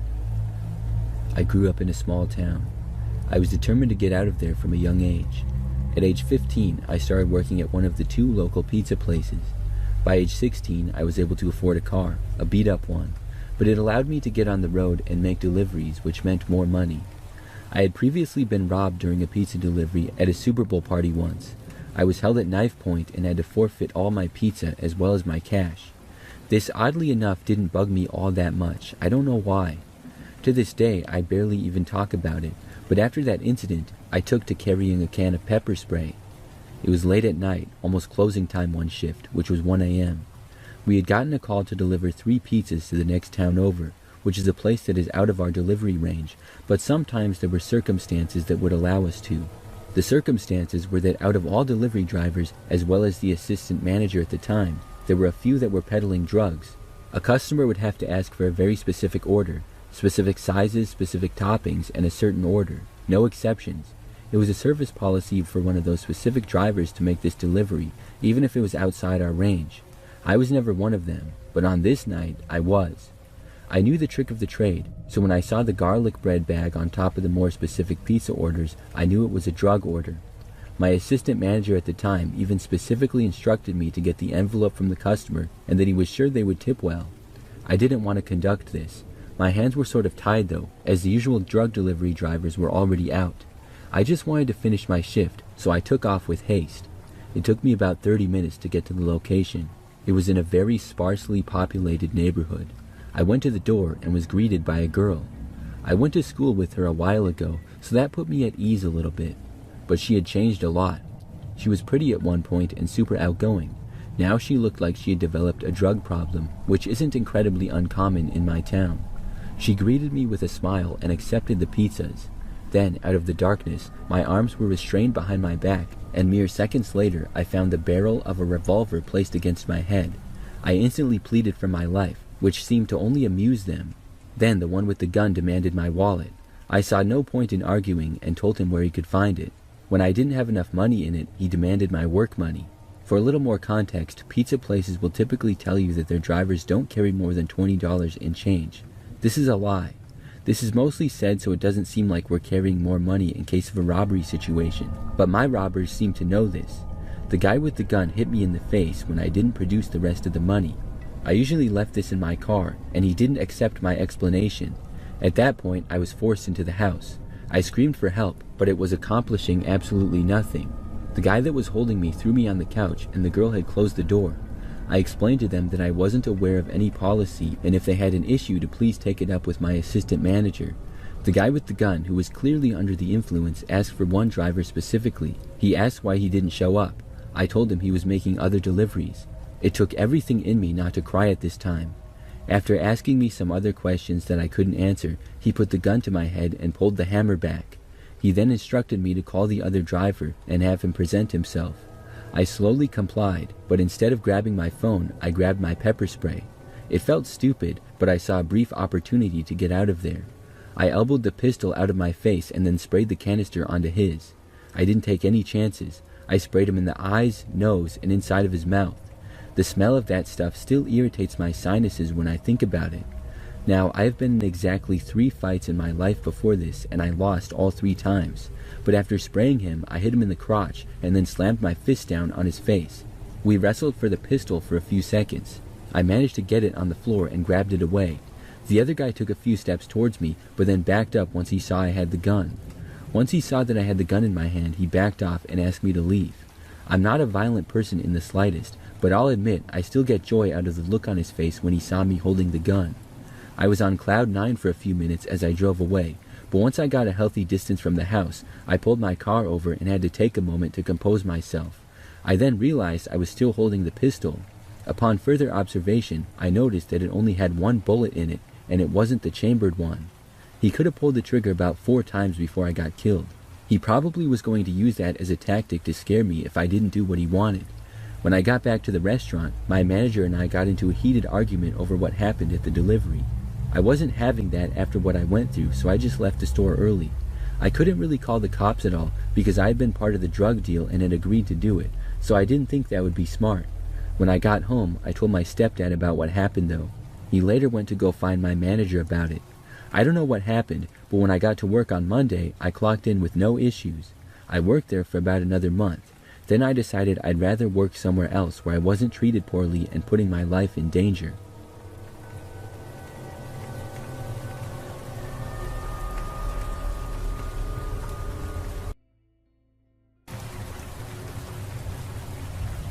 This happened back when I was a kid. It was Halloween in the year 2002, and I was 9 years old. I was really excited to go trick-or-treating around my neighborhood and get as much candy as possible. In years past, my parents took me trick-or-treating. This year, though, my dad had to work late, and my mom was home with my younger brother, who was just 2 years old at the time. I think he was sleeping or something, so he didn't go. My mom said that I was old enough to go trick-or-treating by myself, though. Our neighborhood was usually pretty quiet and also pretty safe. It was a long street with many houses on both sides. Then there were several other streets nearby that were also like ours. Overall, it was a very large neighborhood. So I went out early, and there were many other kids out. I started on our street, going door to door and getting lots of candy. After our street, I went to the next one over. Then I went up and down it, and my bag was getting filled with candy. Still, I wanted more. I knew that there were tons of other houses past the park that was at the end of that street. So I walked through the park and then started going to those houses. Pretty soon, there were not many other kids out at all. I became one of the only ones, as it was quieter over here, but it was also later at night now. I went down a couple of streets there, just enjoying the freedom of being on my own and getting so much candy. I guess I lost track of time. It was 2002, so I didn't have a smartphone like all the 9-year-olds do today. In fact, I didn't even have a watch, so I had no idea what time it was. Finally, though, my legs were getting tired from all the walking, and I decided to head back. I almost got lost, because I was farther out than I had ever been before, and I wasn't sure which way to go. But eventually, I made it to a street before the park and got my bearings back. By now, there were like no other kids out trick-or-treating. It was pretty quiet. However, I remembered that I saw this pickup truck start to slowly drive down the street. It was the first car that I had seen in a long time, and the truck had this light on top of it. It wasn't a police light, but just like a general rectangular light on the roof. I remember that the truck was gray, and it started to drive towards me. I got a bad feeling, like I think any kid would, seeing a random car slowly driving towards them at night. I walked faster, but the truck easily caught up. Then when it got a little bit in front of me, it stopped. I looked over and saw the driver's window go down. There was a man behind the wheel. He called out to me, telling me to stop. I did, and the man asked me where I was going. I said that I was going home.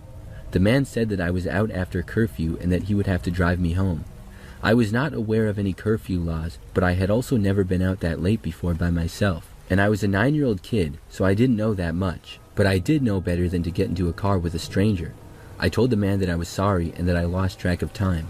He said that he would have to tell my parents and that he also needed to give me a ride home. I said that I would walk home now and that it wasn't that far away. The guy said something like curfew law said that he had to drive me home or something like that. I started to walk along the sidewalk and the guy told me to stop and get in the truck. I really didn't want to, so I just took off running. I went down the sidewalk and then I cut through this one random yard. I ran through a few backyards and then went into the street that was behind ours. From there, I cut through more backyards until I eventually got to our backyard. Then I ran around the house and made it back inside. When I got in, my mom told me that she was beginning to worry. I told her about the guy, and she said that there was no man in a truck who was supposed to drive kids home after curfew. She called the cops and reported him. A short time later, my dad came home, and my parents talked to the police, who then talked to me. It was crazy, but I felt better because I had a ton of Halloween candy.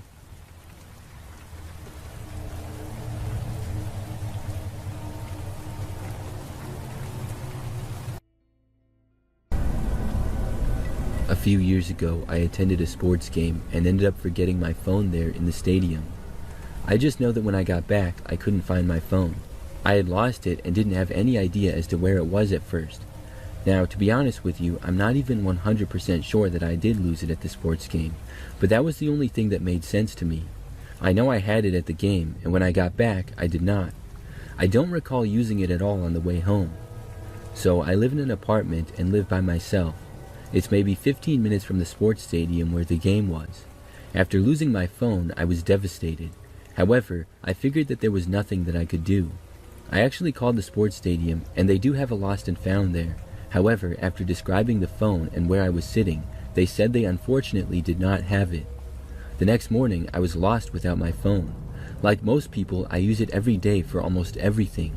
So I started looking online for a new one. I didn't want to just buy a brand new phone with how expensive it is, but I also knew that I couldn't go that long without a cell phone. Now, that night, I still hadn't bought a new one as I had been doing research into deals online. I had made up my mind that I would just cut my losses and get a new phone the next day, because I didn't really see any deals that were that great. I would go to my service provider and tell them what happened. However, at like 11 p.m. that night, there was a random knock at my front door. I went over to the door wondering who was there. At my apartment, I really never got knocks on the door, so this was already strange, but with it being so late at night, it made it even more weird. I went over to the door and looked through the peephole to see that nobody was there. So then I carefully opened my door. When I did not see anybody in the hallway, but I did see a phone on the ground at my doormat. It was my cell phone. It seemed like a miracle, and I couldn't believe it. I picked it up and took it inside. The phone was just how I left it. Somebody must have found it and brought it back to me. I didn't know who it was, but I was very grateful. That is, until the strange things started happening. I went onto my phone and saw that some things were different. Like, for example, there were some new photos and videos in my camera roll. There were a bunch of pictures of the street at night, and the videos appeared to be taken by somebody just walking along the street at night. I couldn't see anybody in the videos though, or the pictures, so I didn't know who it was who had found my phone. And then there were some either screenshots or downloaded photos from the 1990s live-action Ninja Turtles movie. It was really strange. Then there was this phone tracking app that I didn't have before. I didn't know what it was, so I deleted it. But that wasn't it. Starting that very same night, I started getting a bunch of random phone calls. At first, I did not answer because I didn't recognize the numbers, but then they called again and again. I eventually picked up, only to be hung up on. And it wasn't just one number, there were several different numbers calling me. I would answer sometimes and either be hung up on or just hear silence on the other end. Sometimes they would leave messages too, but the messages would either just be long periods of silence or it'd be just breathing noises. It was really strange. I started to block all the numbers. There were probably 10 of them in total, and it took like a week of blocking to get them all. Eventually, it finally ended. I'm still wondering who brought my phone back. I mean, I'm grateful that they did, but also, what did they do? Was it all just a prank, or was somebody trying to scare me? I think they got my address and stuff because they were probably able to get into my phone. My passcode was 1234, but I have since changed it.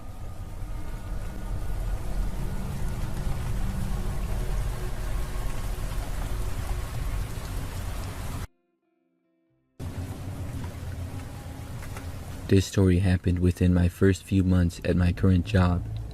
For some reference, the store I work at is in a plaza around other stores and is in a nicer area.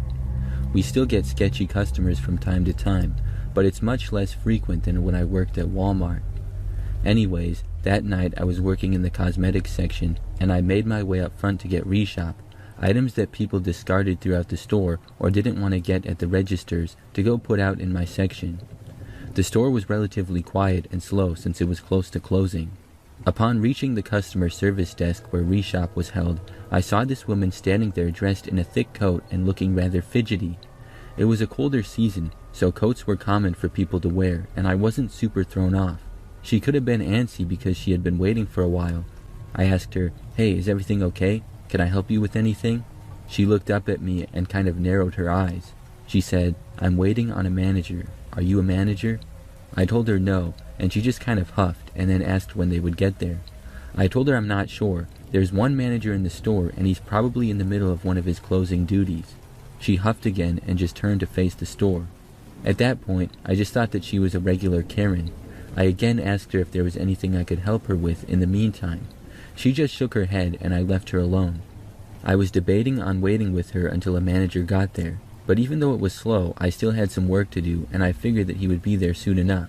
I grabbed my reshop and headed back to my department. The next day when I came in for my shift, my closing manager pulled me aside and asked if I remembered the lady from last night up at customer service. I said yes and asked if he had gotten to her. He said no and explained what happened. Apparently, this woman had a note and a gun on her. Her plan was to give the note to the manager, announcing that she was robbing the store and had a weapon. However, since during closing hours there's only one manager and they have a million things to do, it takes them a while to do or get something done out of those closing procedures. The lady had left the store because the manager was taking too long and went to the store right next to us. She did end up robbing that store instead of ours. Nobody to my knowledge was harmed though, just shaken up, which I don't blame them for. There's no doubt it was a close call that night, or what might have happened if she really did have a weapon and wanted to stick with our store. If I did decide to wait with her for the manager and the lady got other ideas, who knows what would have happened.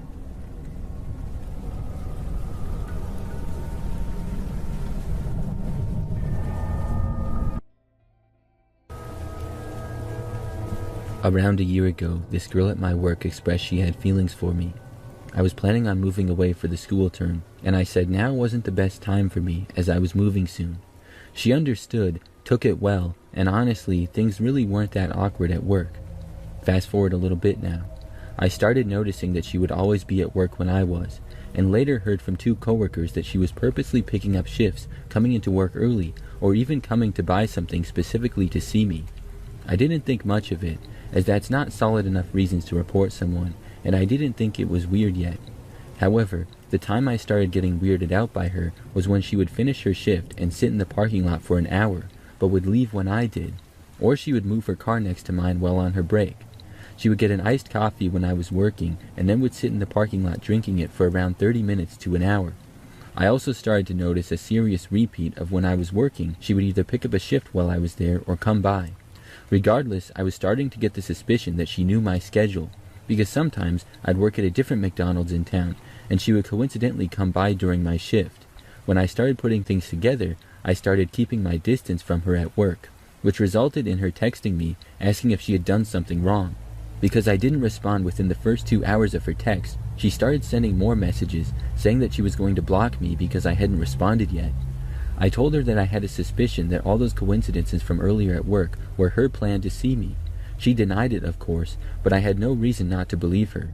I told her that as long as we were just friends, I was fine with that, but I made it clear that I didn't want anything more ever. More time had passed by, and I had now gone to school for the year, and I was back at McDonald's for the summer, but this time only on weekends and Fridays. But even on my first day back, she started doing the same stuff as before. I tried being cold to her at work, hoping that she'd lose interest, but she kept doing everything she did. All this has been going on for a year, and I never thought to report it to management because she hasn't done anything too extreme. Until recently. I had a coworker tell me that she asked a manager for my address and they gave it to her. Why that would happen, I don't know. Although the address I have on file is outdated, we only moved a bit further down the street, and she knows which car is mine, so she would be able to find it still. I didn't know how to feel about that when I heard it. While I was on a walk, I noticed her car coming off my street. Then, a week later, after I was leaving my shift, I want to say she got done a bit before me or at around the same time. As I was driving home from work, about to turn onto my street, I noticed her car was behind me. I confronted her about it one day after work, not before telling a manager about her driving to my house and everything else that happened. She denied it again and said that she was trying to find a different job because of my attitude towards her. I made 2 jokes at her expense, hoping she'd lose interest and avoid talking, but if that's what she's referring to, I think she's trying to find a way to turn this around on me.